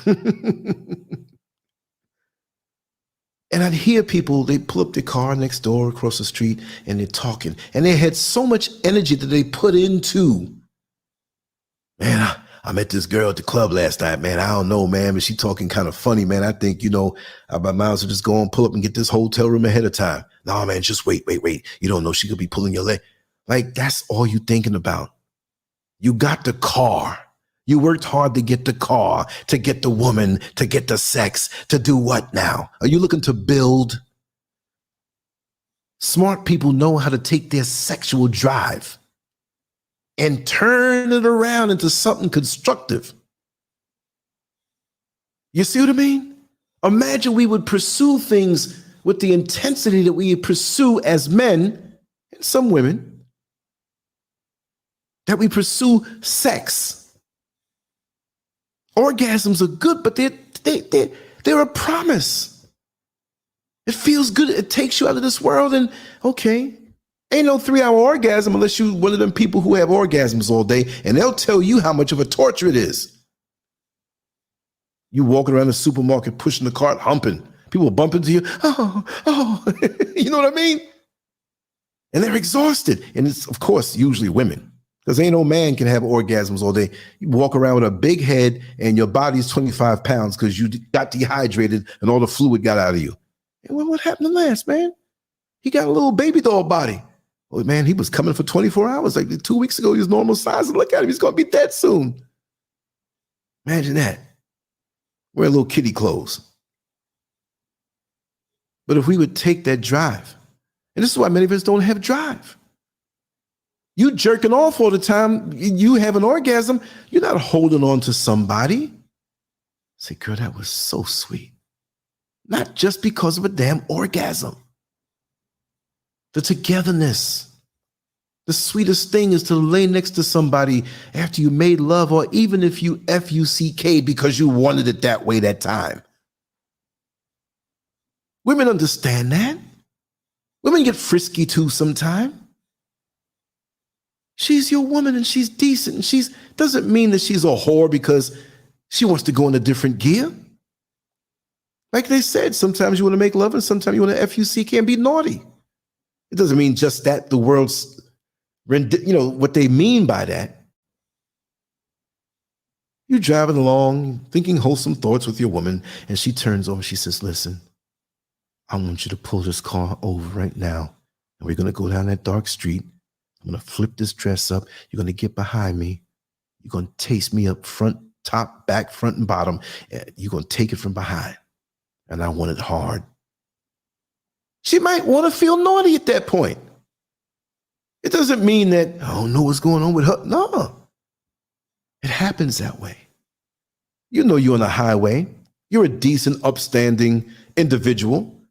You don't have maybe the latest car, it might be 6, 7 years old, tuned up, runs good. Nobody's around.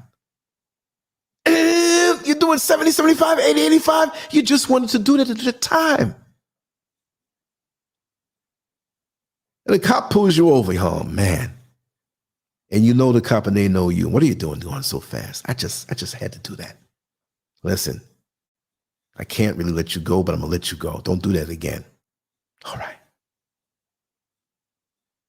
We have such untapped energy from within that we just don't understand how powerful we are.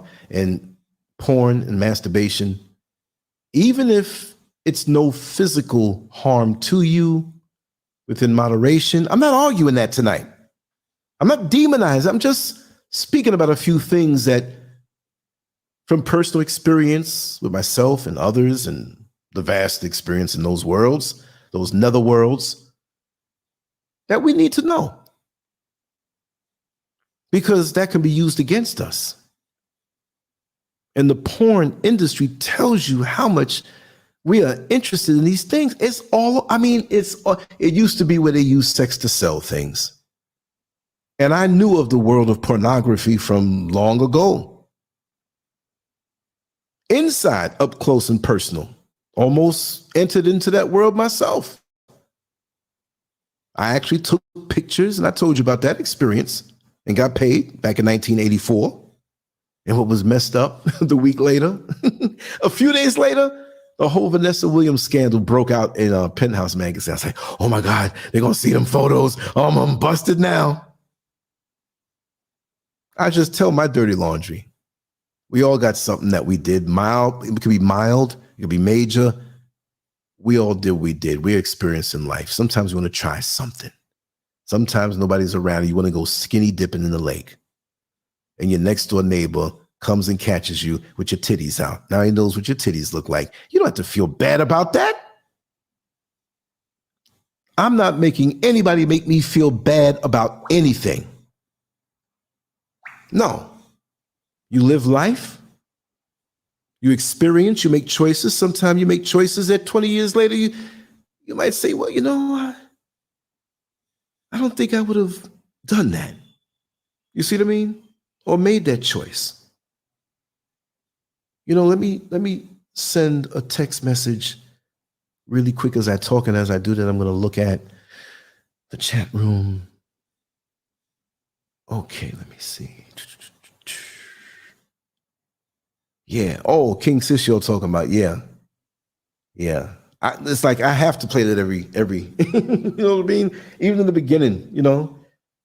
Doesn't mean I'm always that aggressive militant black man. But you know, sometimes you have to mix it up because we sit down and we relax sometimes too. You know? Oh, Lightning McQueer. I like that name. I got jokes for that name, but not venomous jokes. I like that name though, for real. Thank you so much, Lance. I remember you had really good takes regarding moving to Africa. And I'm glad you're covering porn. It is arguably the most dangerous form of mental warfare out there. Yes, it is. Yes, it is. Yes, it is. Ren H, how are you? If I missed anybody in greeting them, I haven't been looking at the chat room. Landon, I know you're here. Let me see. And the thing is that there's so many people in the comment section, and I'm just in it now, you know. Yeah, I know. Oh, yeah, I got several graveyards in mind. Let me listen to this voicemail really quick. I'm going to mute myself so it stays private, and I'll be right back in 15 seconds.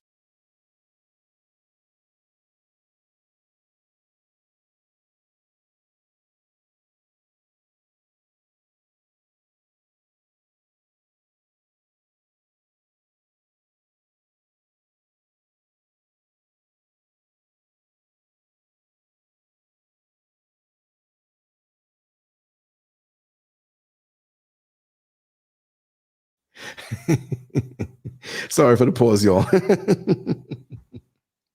Yeah, we're going to shift gears. We're going to crack up some more in a little while. Just mixing it up so nice.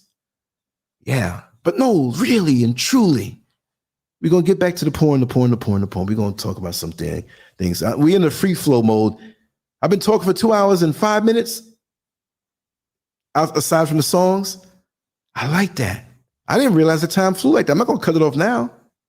We're going to go. It ain't going to be 10 hours I'm talking, but right now in the show, I call it the peanut butter, the empty peanut butter a jar phase. Because when it's empty, you still got them little streaks where the spoon didn't hit, and now you can dig that out and get half a spoonful to at least add to the jelly and get one half a good sandwich out. So now I'm going to free flow and catch everything that I didn't put out. Of course, I can read more medical this and we're not talking about that because you're not thinking about that as a man when you're jerking off. Well, it was about maybe 1 less ounce this time. I wonder what the health implications are because of that. Am I dehydrated that I came less? Oh, it was thick in its texture, but yesterday was watery and watered down. I should get a checkup on this. Oh, it shot out so high and glued my eyes shut. Wow, I don't have it like that. It just dribbles out as of lately. Maybe I'm sick.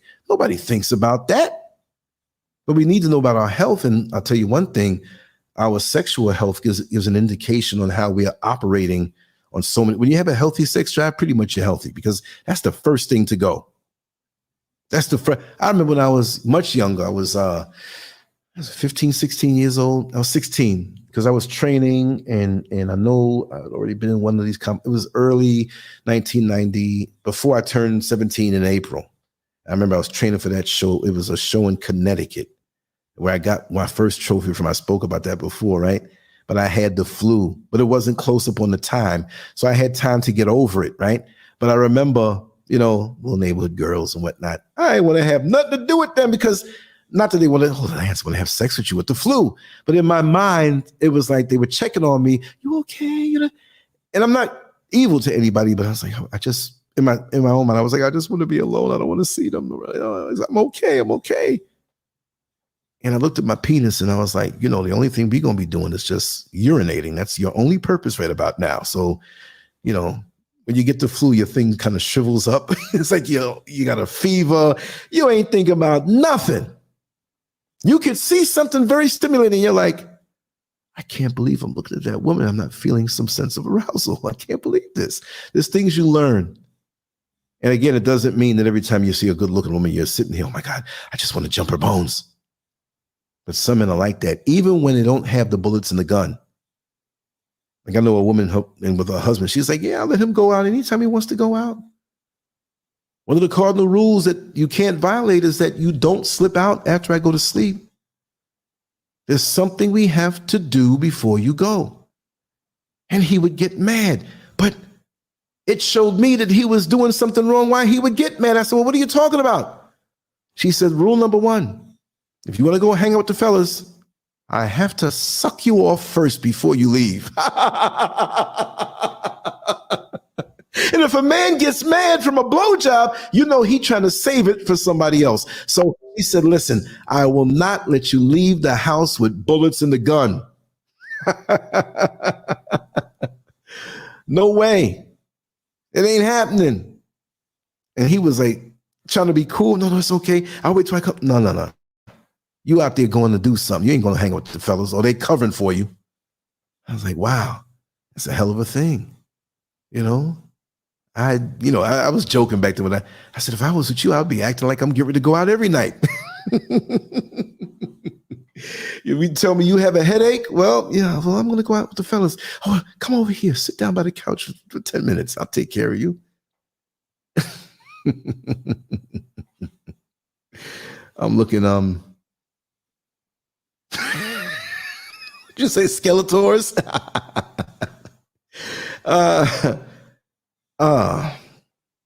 Yeah, true. Landon, they fear that. That's the sweet part. You know what I mean? Even the whole society, like me and Mr. Scurv was speaking earlier today, and I always say it seems like in this atmosphere, I'm not talking about air and up there in the atmosphere, But just this spiritual, mental, emotional atmosphere, the love is not there like it used to. People don't greet each other like they used to with the enthusiasm that they used to greet each other with. The enthusiasm to do a kind deed for somebody. It's like being spent after a cheap orgasm. You're like, I didn't enjoy it, but I don't have the energy to try to achieve another one. And you're just in that in between where But seriously, there's so much demonic activity, evil stuff, jealousy, all of these negative emotions and feelings, and it's just too much of it. And so when we go out into the world, we don't get that nutrition floating around that used to be. It's like so many emotional and mental chemtrails have been sprayed on us. Our trees don't burst forth with the same fruits that it had been before. And there's some old dried up fruit that's there, lifeless, ready to fall. It doesn't even taste right. But we've been damaged. And like it was said earlier about the mental warfare of porn. You're sitting there stroking yourself to a woman that you don't even know. I have a theory, and maybe I'm thinking too much, but I've said it before. I came in the door, said it before, that our minds are so strong. I'll take it on a simple level. I said as a content creator, has all these videos out, even YouTube hating, he's not only going to get 300 hits from this one. You feel the emotions of the people who are watching your videos, not just randomly. If they're engaged in what you're saying, you're feeling this. If they're upset and angry, white power, we can't stand that boy LanceScurv. If it comes out here to Forsyth County, Georgia, we got something to put up inside of him, some buckshot. I'm not saying I'm going to feel it stronger. Oh my God, I have nightmares of a Klansman shooting me with buckshot out of a rifle. But collective hate as well as collective love. If somebody's laughing, they write you a text, man, you got to be cracking up. You feel it. It feels good. I made you feel good. So you have a swirl of all of this gumbo of emotional gumbo. And you don't know, it's too much ingredients in this. Yeah, I know you got corn. Yeah, I know you have greens in there, potatoes in there, yams in there. But where you got to put that old shoe that I used to wear back in 6th grade? That ain't no food. So there's things that you will feel in that swirl. And I mean, when your foundation is strong, it's not like you're weak like this, like you're running around like you're super bipolar, quadruple polar. You know what I mean? Like not even just like two things or two mood swings. No. At the same, no, why did I say all of that? Because my theory is, just like we have soul ties and fixations, you're opening yourself up as a woman and men, and they're doing their thing. Groups, different, could be a lesbian scene, could be a midget scene with somebody real tall, could be granny porn, it could be some old weird, because what they're slowly introducing to be exposed more, and it's been going on for years, is now the bi porn.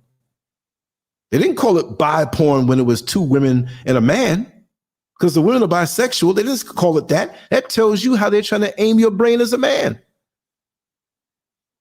And they're slick with it. Now, I don't watch that stuff, but I have seen it, and I try to understand what's going on. And I'm going to go deeper with this. They'll have a regular scene going on. They might even have 2 chicks in there getting it on with a man. So men love that visually because lots of them will never experience that, or that's something they want all their life, and they'll go through their whole life wanting that, never getting that, and miss out on doing something that they were supposed to do because they're fixating on certain things. Like, man, give it up. Give it up. I've done that countless I want to say thousands, but it ain't all that, brother. All right, so easy for you to say, no, I'm telling you, it ain't all that. If I could remove all of that I've gone through and use that time to be more of the scurv that I am now. But then again, I have the experiences to tell about to maybe throw you off or maybe go a different direction. Or if you want to dip your finger in that pie for a little bit and get a taste, okay, it was good. Okay, I experienced it. But don't get caught up in it. But this thing here, you are jerking off watching this woman. You might fixate on this woman so much you can form, I feel, some type of soul tie. But back to the bi porn. You down in it stroking. You're like, I'm almost going to lose it. Hold on. Let me rewind it to this part so I can come at the right part that I want to. Right? You didn't see the whole tape. I call them tapes because it was porn tapes in back in the day. Now you don't even need tapes. You don't even need no DVD. You don't need nothing. Just go online and it's all laid out for you. So you get ready to come. And so you laid back on the bed, on the couch. I have a fetish for couches. That's why I say that. Couch sex is better than bed sex as far as I'm concerned. I don't know why. But she's riding you. And now she's riding you and the other girl every now and then. I'm not trying to be graphic just to be graphic like I'm some pervert. We know I'm out there like that, but I'm trying to paint a picture seriously this time. But I'm doing it in a funny way. She's riding you, and now you're watching this, you're stroking yourself, and you're like, boy. And like I said, every time you see a dick on the screen, that dick is yours. That's your representative dick in the scene. So if it's getting sucked, it's you getting sucked. If it's two chicks sucking it, that's you. Oh my God. And you're stroking yourself. I'm getting it. Because what are you doing? You're trying to connect with, that's the way it works. Trust me. So now she's riding you. The other girl goes down there by the girl's backside and pulls your dick out and starts sucking it and puts it back in. I can imagine people just popping in on this one. Like, who the hell is this? And it keeps going. And you feel the tension building up. Your butt cheeks are getting more tense because you about to blast off. Your legs are flexed. You're stroking yourself. And she does it again. And then she shows you how freaky she is. And she goes down and licks the other one and puts the dick back in. And you're like, it's going to be another minute. I'm out of here.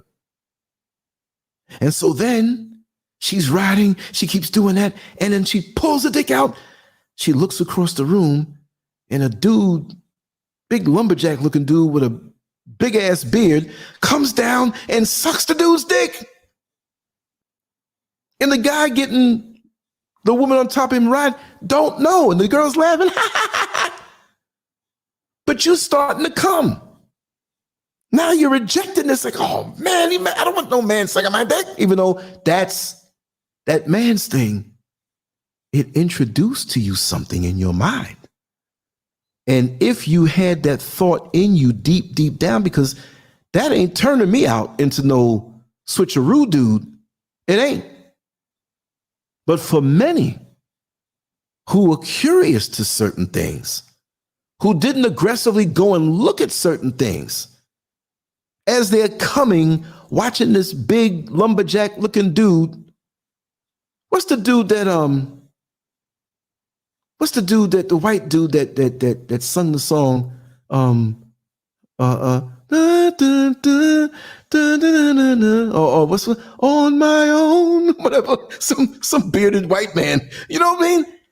Now you got this in your head, but you had a weakness or a thought of this that you never told anybody about. So now in your porn explorations, you are the Captain Kirk of your sexual enterprise to boldly go where you never been before. So you hanging out where the straight aliens are, and now you're going to planet bipolar, planet bisexual.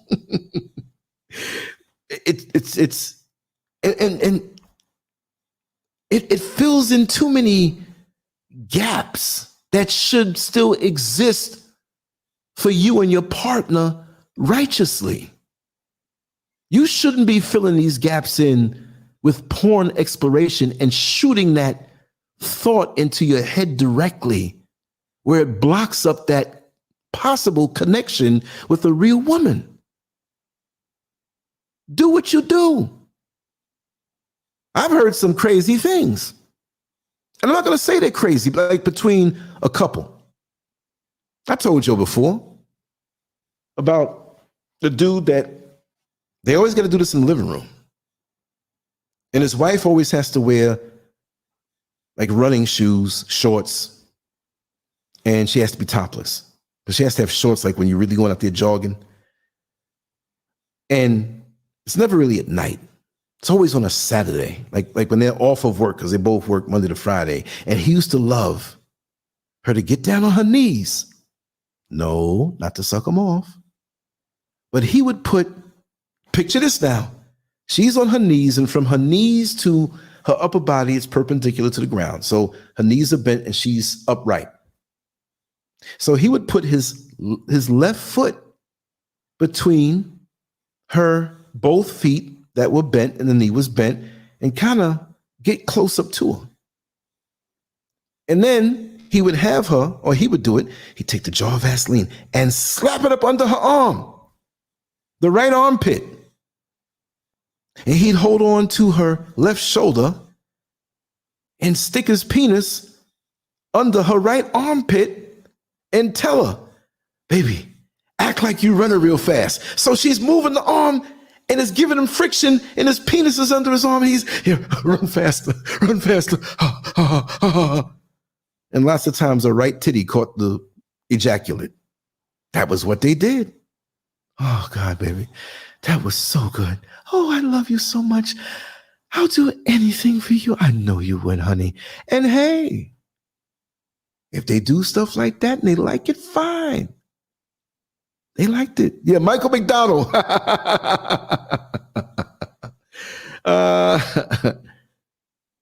Yeah.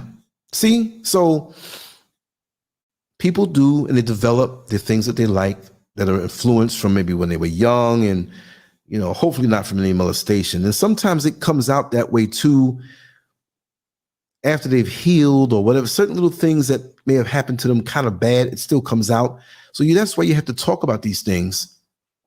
So everything's out on the table, because sex can be healing, but the porn is definitely not something that's going to heal you. It gives you a temporary fix. It gives you that rush.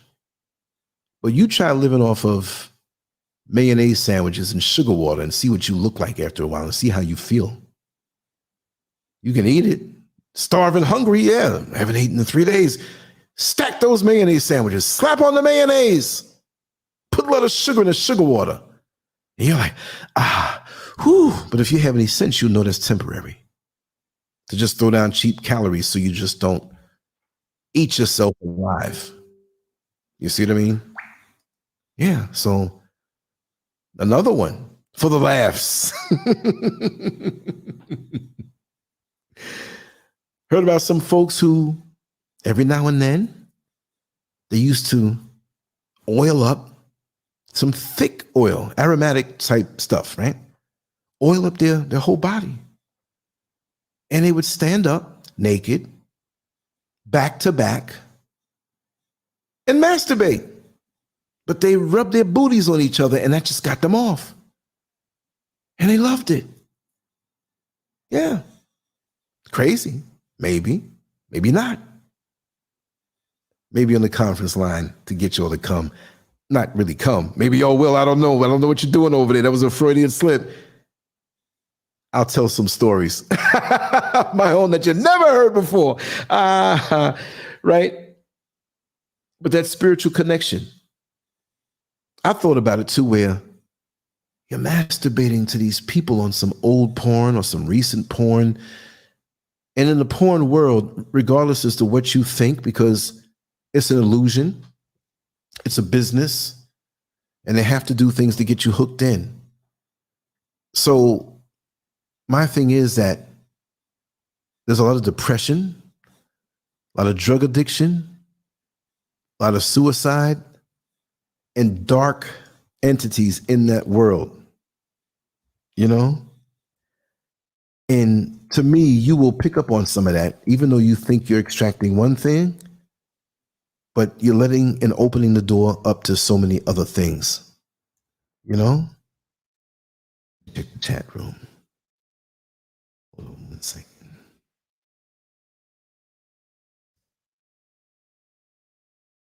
There's so many proximities to the show. Let's see, text me. Let's hit a message right here. All right, let me check.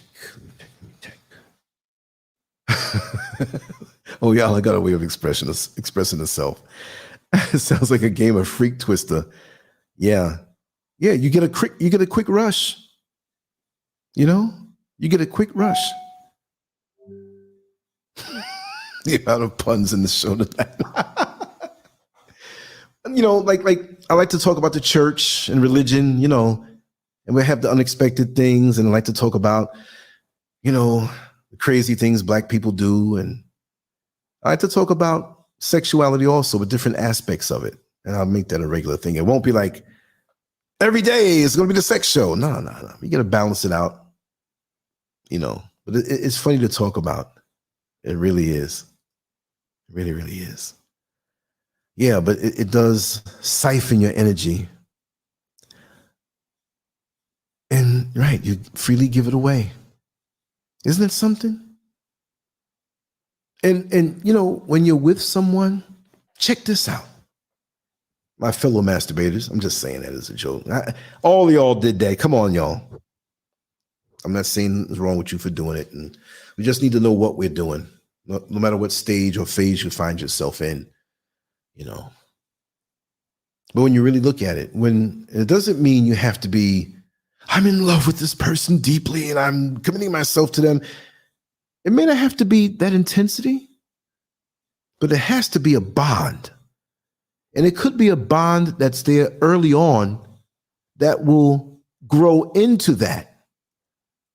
Because when we connect ourselves with people that we like, and you get to know them, and you get to enjoy their energy, and secretly, before you admit to them, because we don't say it every step of the way.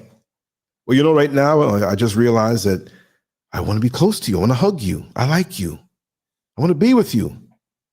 We hold that in, and then we wonder if the next person is feeling the same way too. And we're doing something close by, and you know, you're sitting down by the computer, and you know, the person may have to reach over you and show you something, and already you've been close, and no hanky-panky, but just innocent, whatever. And you really like this person, and you want to know what it's like to kiss them. And they're thinking the same thing too. And they're close to you, but they're not trying to get close to you. This dude is not, I'm speaking as a man, he's not trying to get close to you just because he wants to do that. He wants to do that, but he's legit, and he's enjoying the proximity of being near you as you exhale and he inhales. And he exhales and you inhale. And something grips you. And I'm talking about the woman. She's like, if he comes closer to me, I'm not moving. And he's like, I'm going to stretch out my correction of what you need to be done in this computer because I don't want to move either. And it's just too much. And he's explaining something to you and you can't help it. You just start kissing each other. How beautiful is that? Right? So it may not be where, okay, move the keyboard, sit up here, and I'm going to bang you on the desk. No, not that kind of vibe, y'all. And you take a break and just look in each other's eyes and hold hands. And it's like, man, that was beautiful. So when I tell my stories, it wasn't always some whatever. I've had a lot of beautiful moments, but I've learned from them. I've had a lot of raunchy moments brought to me, crazy situations, whatever. But I learned a lot. And I learned a lot about that stuff. And when you're with somebody like that and it develops over time, and it doesn't have to wait like this is going to take 2 years. No. You don't know. But now you know something special happened. And as you go home and you don't say anything, but it's like, okay, I want to call you tomorrow. and you put a little extra zinger on that voice because you know what's going on. She's like, yes, don't keep me waiting. Wow. The kind of sleep you have that night, that's a different feeling. You don't have, as a man and a woman, as with a man, whatever, you don't have that kind of feeling as, I'm going to go home and jerk off. No. You're getting a taste of the full woman. You know that that's there, but this is different. And so now let's advance weeks, months, years, whatever it takes. Hopefully it's not the next day y'all got busy. But it's the same vibe. And you are turned on by the perkiness of her breasts. You do like the shape of her backside. It's supposed to be that way, but not extracted where it's only that.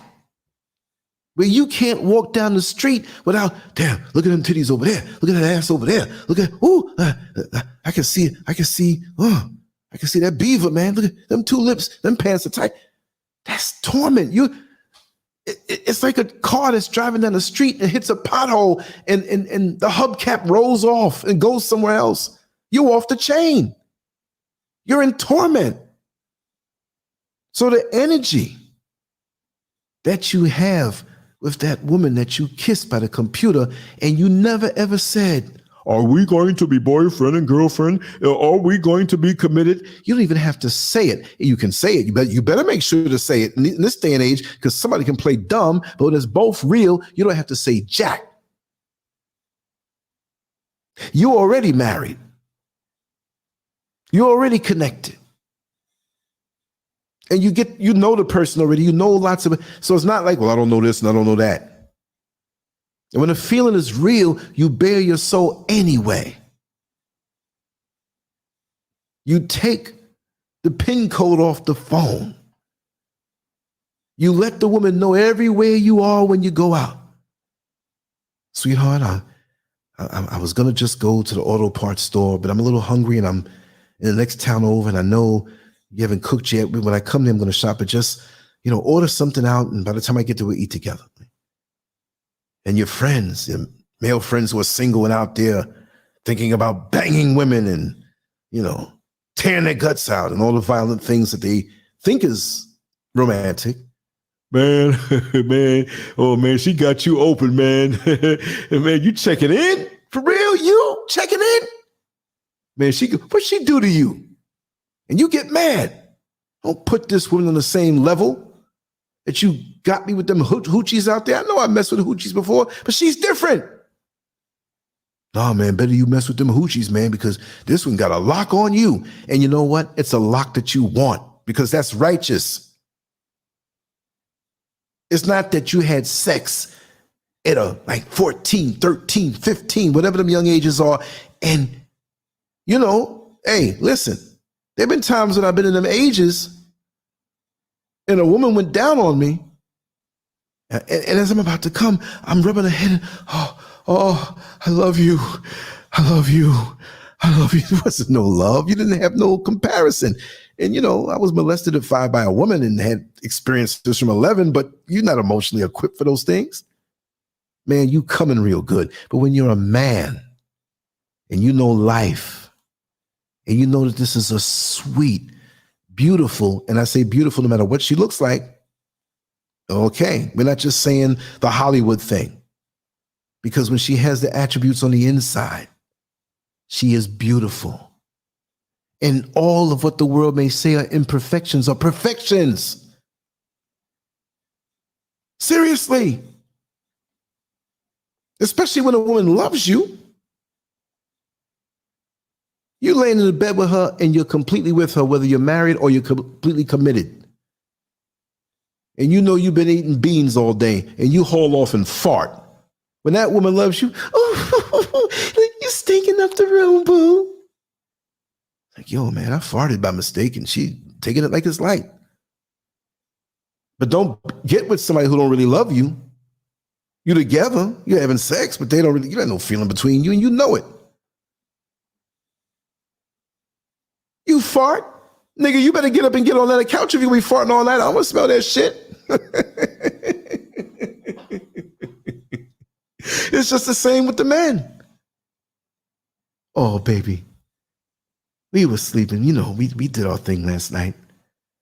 And I was laying on your butt. You know how I love to lay on your butt. And you were pooting away. But you know I love you so much. I didn't even move my head. Somebody else, oh, nigga, you sniffing your girl's farts? What kind of freak are you? It's different. I love her. I love her so much that when she farts, I smell perfume.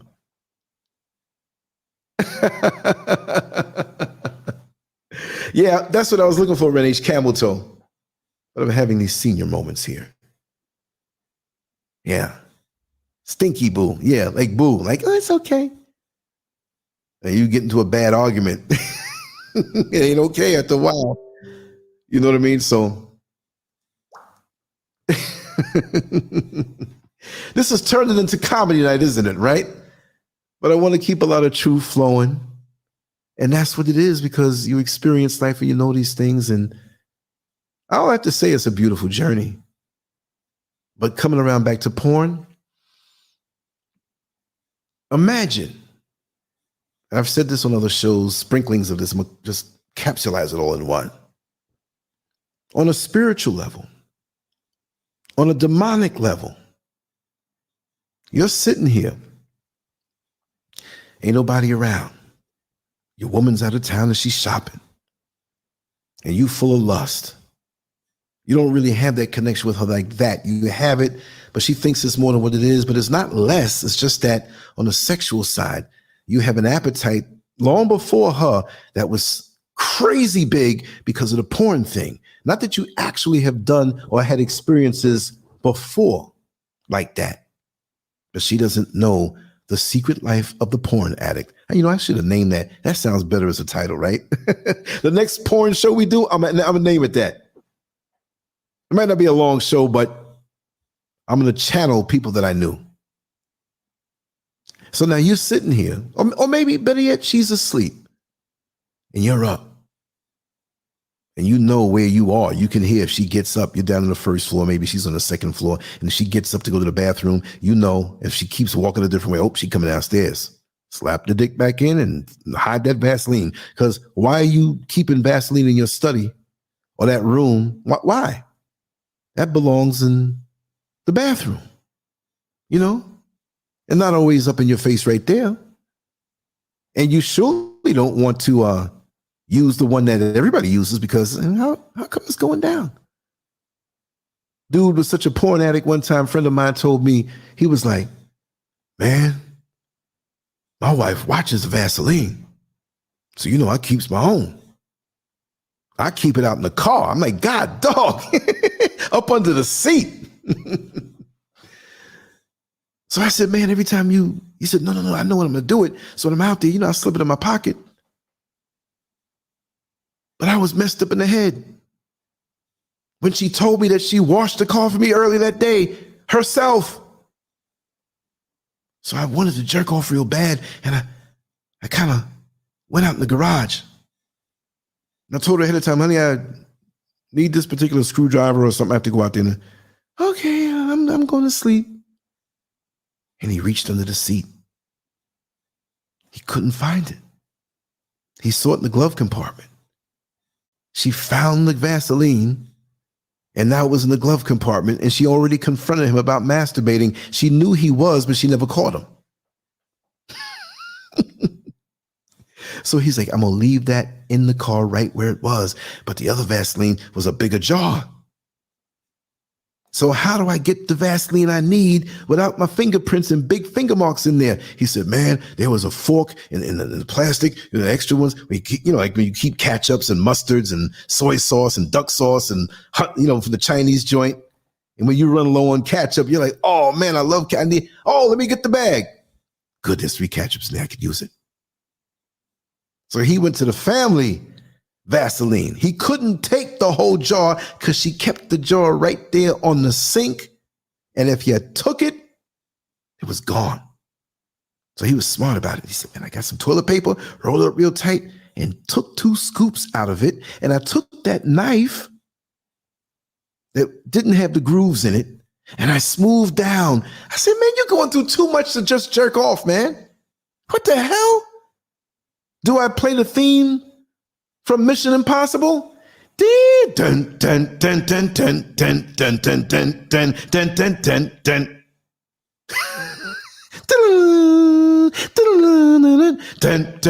dun dun dun.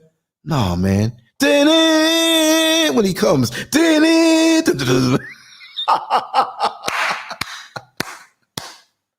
Just to go lay next to her in the bed. So when you're sitting there doing your thing, just imagine on the spiritual level. You don't know if this person that you're watching, unless it's some famous porn star, but so many women have done this. Have you ever thought about this, right?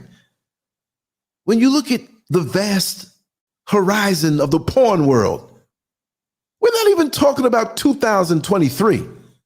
We're not talking about 2013, 2003, 1993, 1983. Go back to 1973. Where you had to watch this stuff in the movie theaters and the magazines that women pose for having sex. The countless amount of women. Let me tell you something. If you can put a red dot on the women who've done porn, oh, what a walk in the mall would be. Yo, look at that lady over there. She's 87 years old walking with a walker. She got 18 dots on her head. She really was getting busy. No, all you need is one. There are so many women out of desperation who may have done that for some money because it wasn't about being a star. Now, and I'm not blaming women, men do it too, and especially in the gay world. Yeah, it's crazy. Now it's celebrated. Now, before it might have been like, listen, I'm a single mother and had to pay the rent and I got $150. You think they were paying big bucks back then? A lot of time they're not even doing it now because it's not the big porn companies that can, people, you got a camera, you can make it. They got sites out there now where people just do it for the pleasure of doing it. Nude Africa, wife lovers. Go Google them, you search them, nudeafrica.com, wifelovers.com, same company. And people upload their own movies or regular people. This has been going on for years, a long time, decades. I've been in the game for a long time. I talk to people send me things. The amount of women that I've known and people send me clips that they've gone into porn. I was like, oh my God, she was a good girl. Yeah, Lance, but you used to mess with her, man, and you used to tell me, man, she was out there. But then you look in their faces and they're lacking something. They can smile and put on, but when you really, now, what man jerking off watching porn is I'm going to study her eyes. No, it don't work like that. I understand. But in that world, and I happen to know this personally, a lot of suicides, a lot of addiction, a lot of heavy depression, a lot of mental illness, because just like you are giving up your energy and you're imbalanced because of this, when it's too much, it's the same for them. Now, if they did it 1 or 2 times for money, okay, maybe it's not that, but they might have been in a bad situation. But nobody back in 1973 is saying, I'm going to be a star. Remember, like I said, one of the biggest burlesque adult entertainers that did some porn, but her thing was burlesque. You can't do burlesque now and make any money. We're talking about the women who wore those little gloves that went up to the elbow, and you know what I mean? And they did strip tease. You weren't looking at open, gaping holes of vaginas. I didn't say hole, I said holes, gaping holes, the anus, the vagina wide open to whoever wants it for a few dollars tucked in your G-string. You never saw that. It was about the imagination. You might have seen the breasts. She's a very good friend of mine, and I used to see her titties all the time. She was in that. She brought me into stripping, right? But she was up there. And like I said, I'm going to probably in the community section, maybe in Telegram, I'm going to find an interview. It wasn't an interview, we're just conversation that I want to bring her back on. Because when I was 19, she was like 42 or something like that. So, God, dog. So she's in her mid 80s right now. And she's still, unfortunately, in certain aspects of the sex trade, but she was her own person. She was very famous, celebrities and all this stuff and everything. But we didn't have Page 6 online like that. We didn't have TMZ. But she did carry herself with a level of professionalism. And she wasn't, like I said, she might have shown her vagina a couple of times in a magazine, and she was straight hairy, so you ain't see nothing. You know what I mean? That's like trying to go out in the backyard where you never cut the weeds down and up around your waist, and you got a dog back there, and you don't know how to avoid the dog shit. You know what I mean? I got to cut these things down. Pray for me that oh, God, I stepped in it. A very intelligent woman, too, multi-millionaire. She made her money out of that. She's a multi-millionaire now. A little eccentric, but she's my friend. I'm going to bring her on. She'll tell you a few things about me from back in the day that you'll crack up, you know.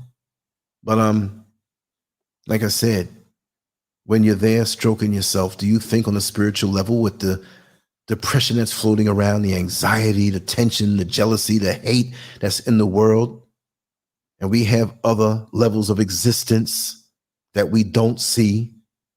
Every entity doesn't always have a body. Every person doesn't always have a car. You see them out there walking at night. They're not in a car. Like, oh man, I feel sorry for him. It's about to rain real bad.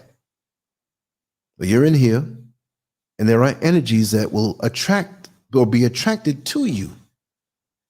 And they're not all good.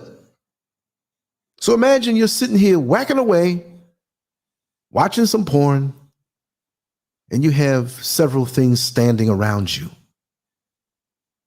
No pun intended, but sucking your energy from you as you freely give up a very powerful orgasm that's connected to your life force.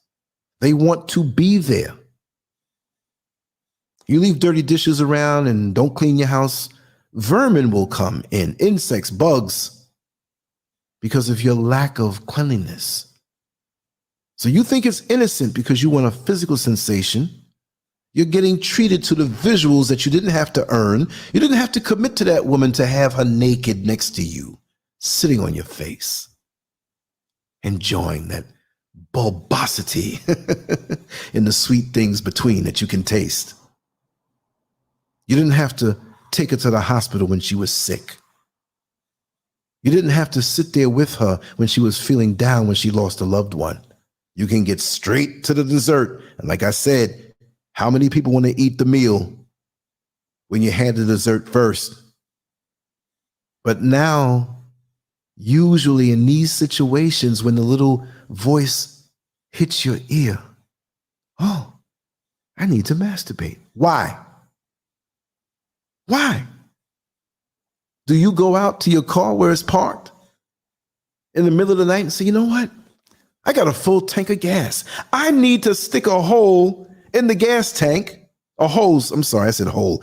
I'm talking about porn. Hole is in my mind. That's crazy. It's working on me.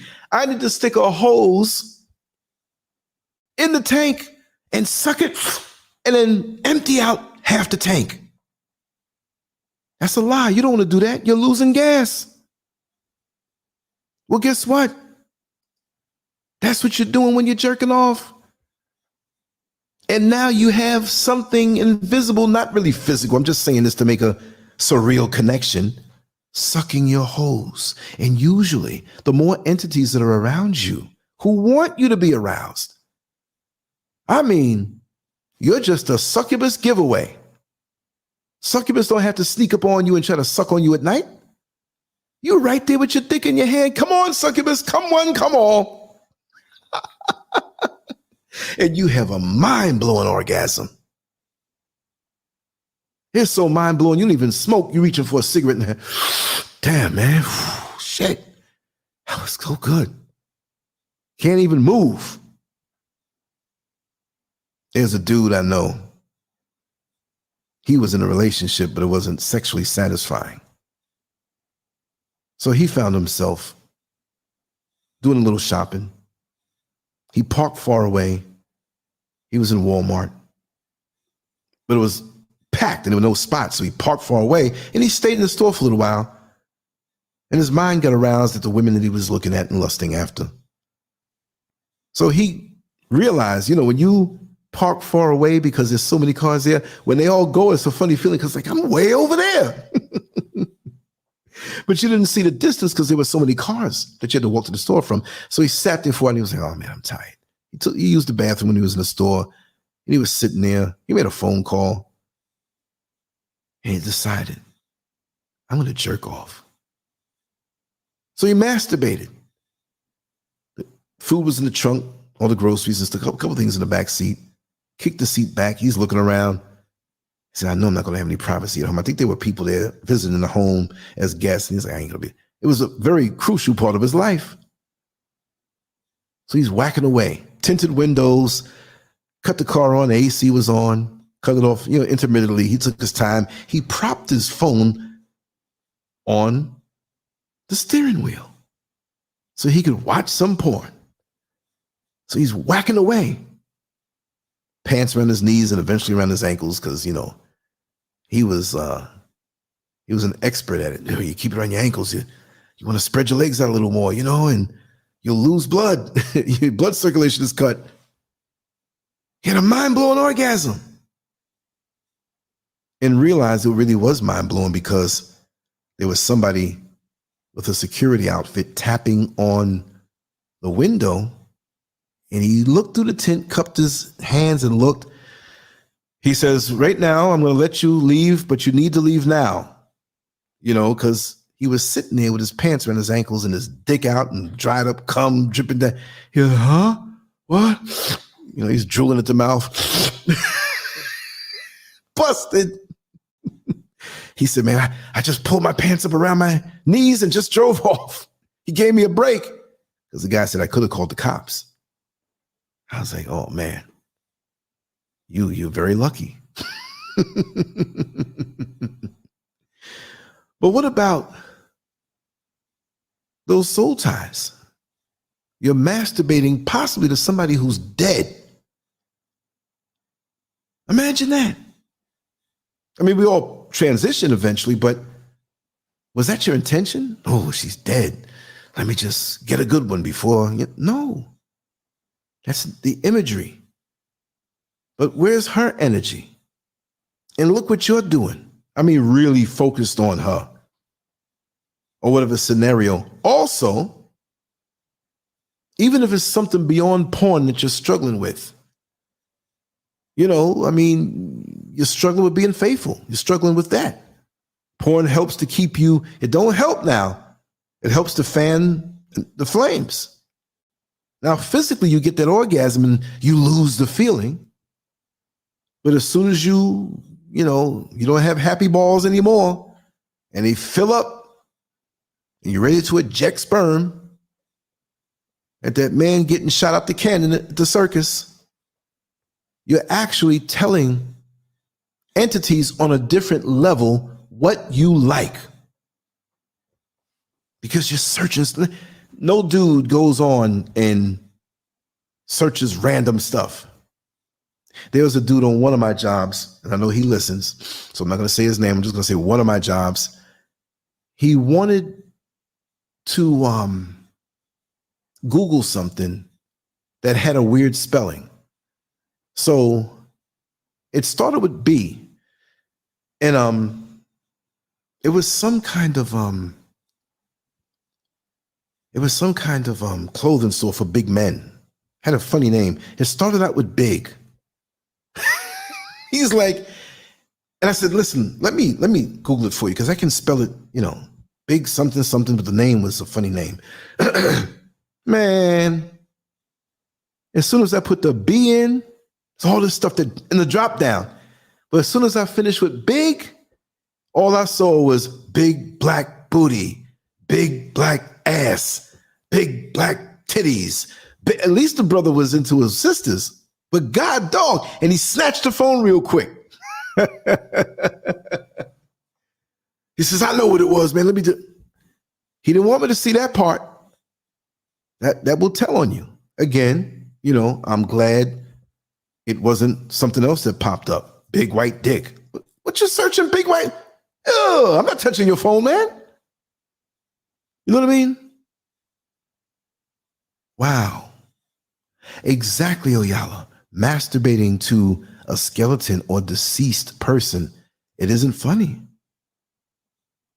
Yeah. Yeah. Look at that, Brack. There's something more to it. Every time a man ejaculates, a baby is born. It may not be a physical one each time. Exactly. Then it's the energy. You know? Oh, yeah. Yeah, the history shows. I knew a dude who was on his way to work and forgot that he didn't clear his history from the night before. Yo, man, my wife is home, man, by herself. She called in. I got to go back. That's what you're going to spend the day with her? No, man, I didn't clear my history and she's nosy. Come to find out, this dude wasn't really into women. This dude was into, you know, down low stuff. You know what I mean? So that is strange. Yo, I didn't know I've been talking for 3 hours, 2 hours and 56 minutes. We need to hit the conference line, y'all. Whoever wants to come. Oh, man. See, I'm watching my whoever wants to come. What is it going to be? A big black orgy over there? I'm not trying to say it that way. I'm corrupted right now. I'm all messed up. Clear the history. The last 2 weeks, I've been writing down different, you know, things to put on shirts. I got to do something this weekend. You know, when I zone out, I can knock off so many before. You'll remember I would be doing a show and make a shirt and put it up, but I want to put designs now. Like, I want to take time. In my mind, it's like I can still put just, because it's nice to offer a whole lot, but take time on some, you know. You want to bum bum? I heard that today. Oh, y'all, I thought about you. And Master Glam and Tracy J and Landon. You want to bum bum? I want to do this. I want to do that. And I want to drink out of a glass. I won't say it explicitly, y'all. First thing my mind went to thinking about. We've been talking for 2 hours, 57 minutes and 47 seconds. I do feel a little better. And I'll be on for a little while, but I won't be on all the while. I still got to build up. And Mrs. Scurv is home, so she's going to wake up early. You know that. By the time I wake up, she would have cleaned everything, even though everything is cleaned already. But I know she wants to do some food shopping and stuff. And I'm not going to go to bed right away. It's a couple things. I'll be up. I'll be up. I'm just excited. I can hear somebody now. Oh, that sex you've been talking about. What are you going to do? No. I'm good. What's a bum bum? Oh,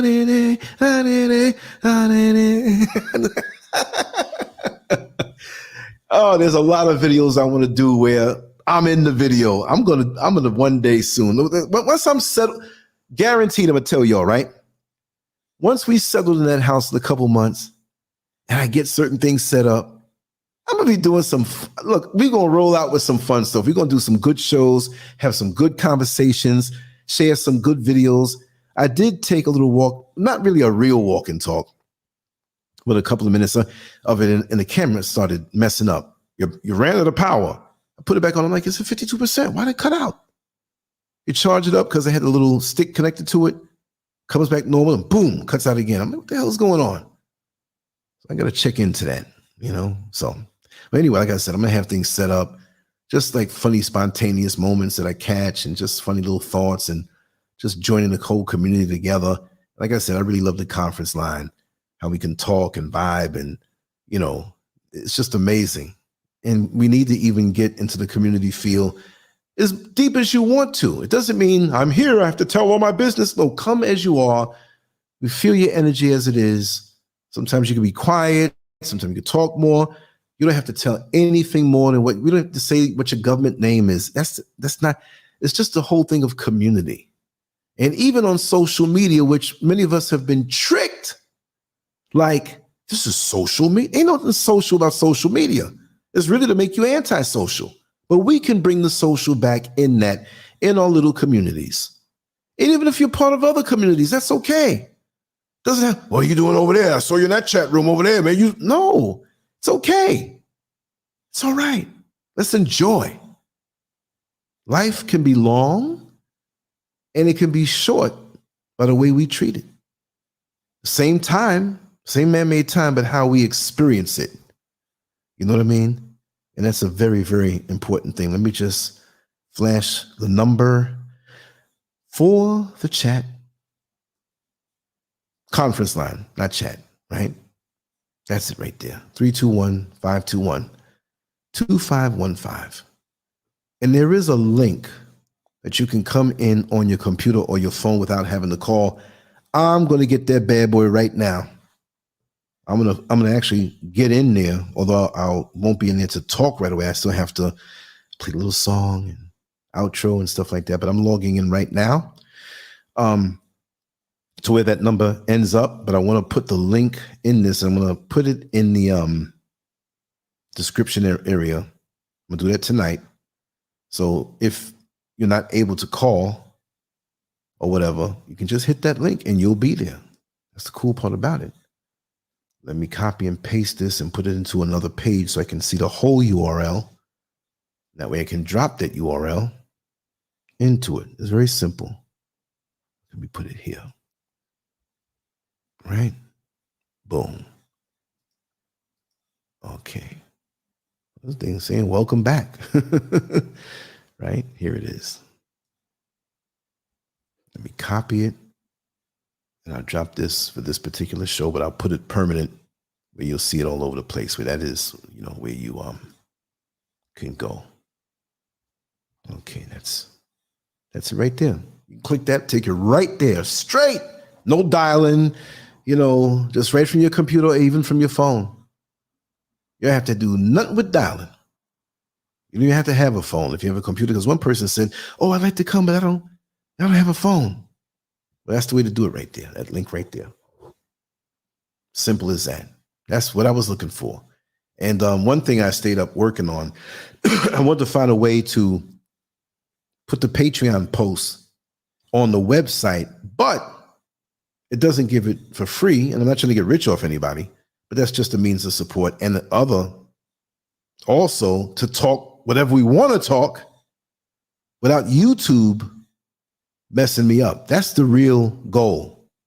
And again, I want to say it, those who have joined the YouTube membership page or YouTube members, please leave, discontinue. I'm not trying to double dip on your money, and go to Patreon, which is the same price in the hardcore stuff. And hopefully I can get some super hardcore stuff in, because I've been, you know, a little under the weather this week. Not a little, but I was hacking and coughing. I said, man, what do I have? You talk about the COVID so much. You know what I mean? We shot some special stuff over to you. No, that's not it. I've been running myself down a whole lot. But yeah, I can't find a way to stop the membership thing, a way of discontinuing it. I don't want to, you know, because I haven't been giving anything extra there as far as content. And I don't want to, you know, I never said I would. I would say, well, hey, just use that to support the channel. But why go there when that doesn't give you access to the Patreon stuff that we're putting up all the time? It's not fair. And please don't think I'm trying to like double dip and rip anybody off. You know what I mean? So that's the number there. You see the link to go directly to the actual page. I'll be there shortly. Actually, I'm already there now, but there's nobody else there, you know, and we'll bug out a little bit. I'll do the bugged out part of the conversation there. But what I said is that I put the Patreon posts. If you're not on Patreon, maybe you might see what the titles are. And when we have like a 5-hour more, like you may talk 2 or 3 hours more. I join them together from the same night. We talk about so many different things. I'll just pick randomly like 3 or 4 things and call it something.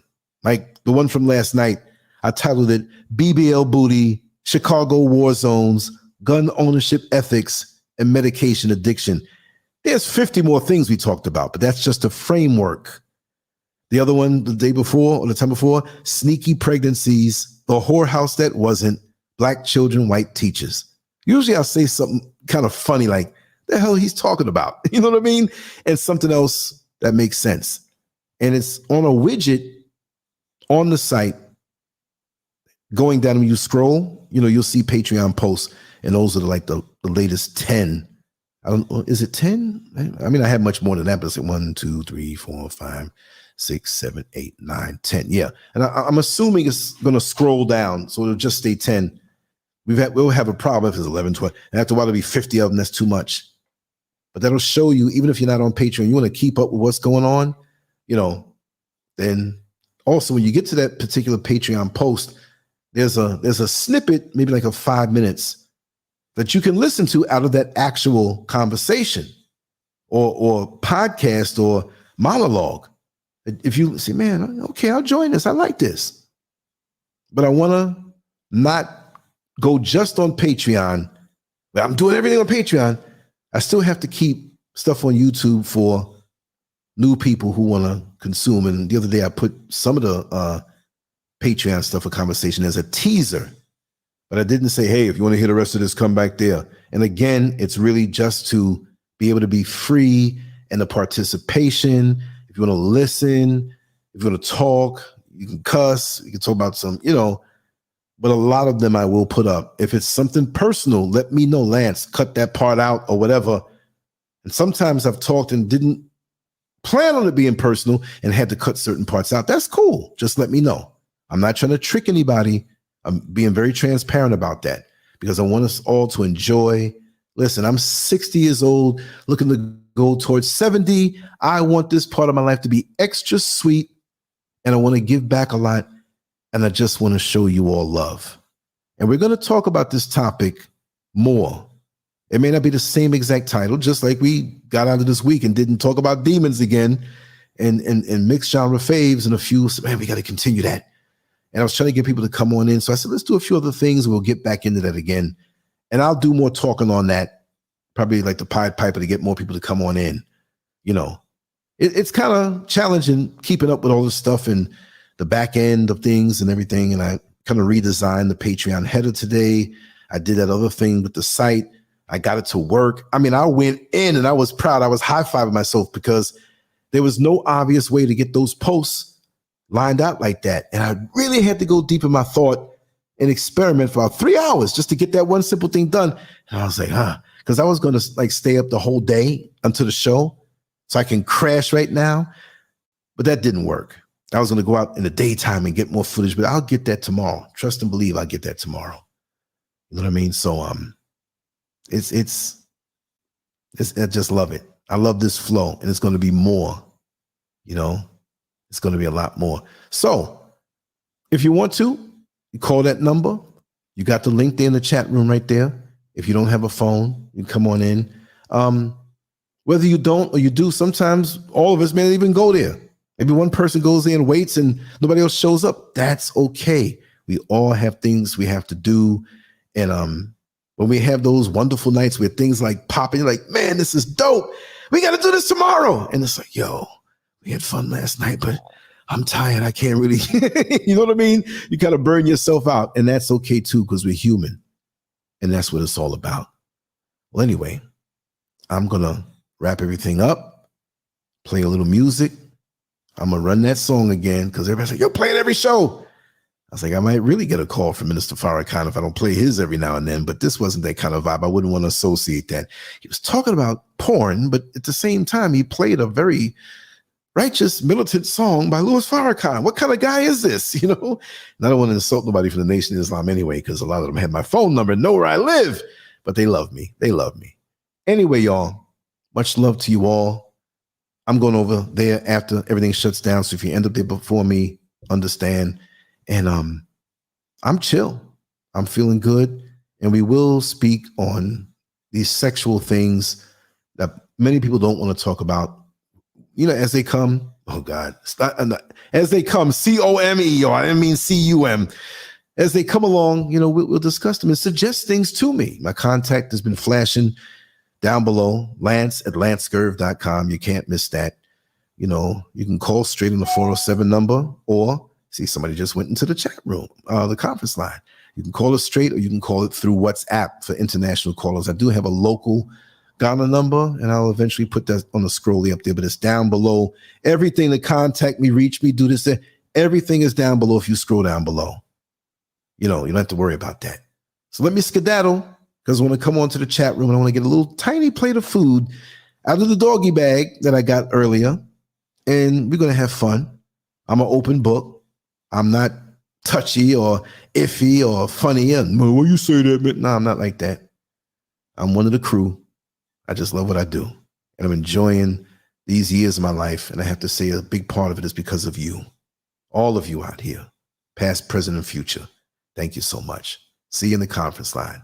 There's a number. Peace. Trying to forget, but you won't let me. Something in my brain wants you.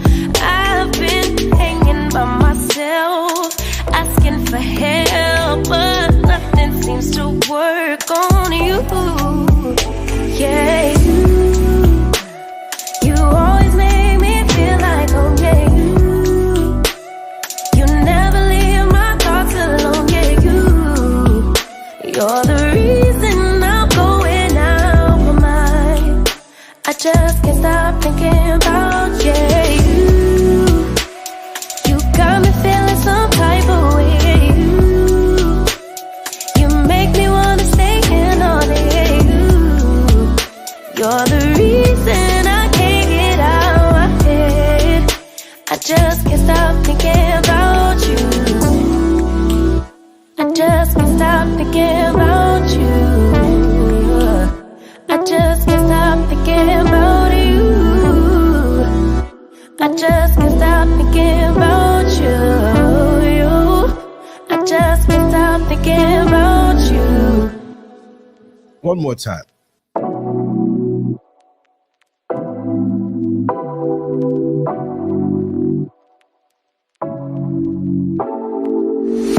Take it away, feeling too good to me. Chilling all day, all in your space is where I wanna be. Here in this room, what did you do? I just can't get enough. Too caught up in your love. I've been trying to forget, but you won't let me. Something in my brain wants you. I've been hanging by myself, asking for help, but nothing seems to work on you. Yeah, you always make me feel like, oh yeah, you never leave my thoughts alone. Yeah, you're the reason I'm going out of my mind. I just can't stop thinking about you.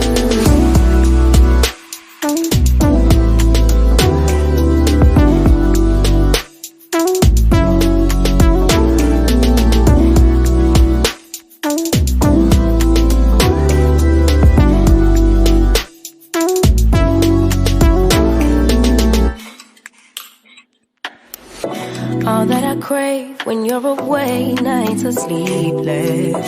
Do we need space? Yeah, maybe a break. Boy, you're my weakness. Give and we take, the love that we make, it's my favorite drug. Too caught up in your love. I've been trying to forget, but you won't let me. Something in my brain wants you. I've been hanging by myself, asking for help, but nothing seems to work on you. Yeah, you always make me feel like, oh yeah, you never leave my thoughts alone. Yeah, you're the reason I'm going out of my mind. I just can't stop thinking about you. Got me feeling some type of way. You make me wanna stay in all day. You're the reason I can't get out of my head. I just can't stop thinking about you. I just can't stop thinking about you. I just can't stop thinking about you.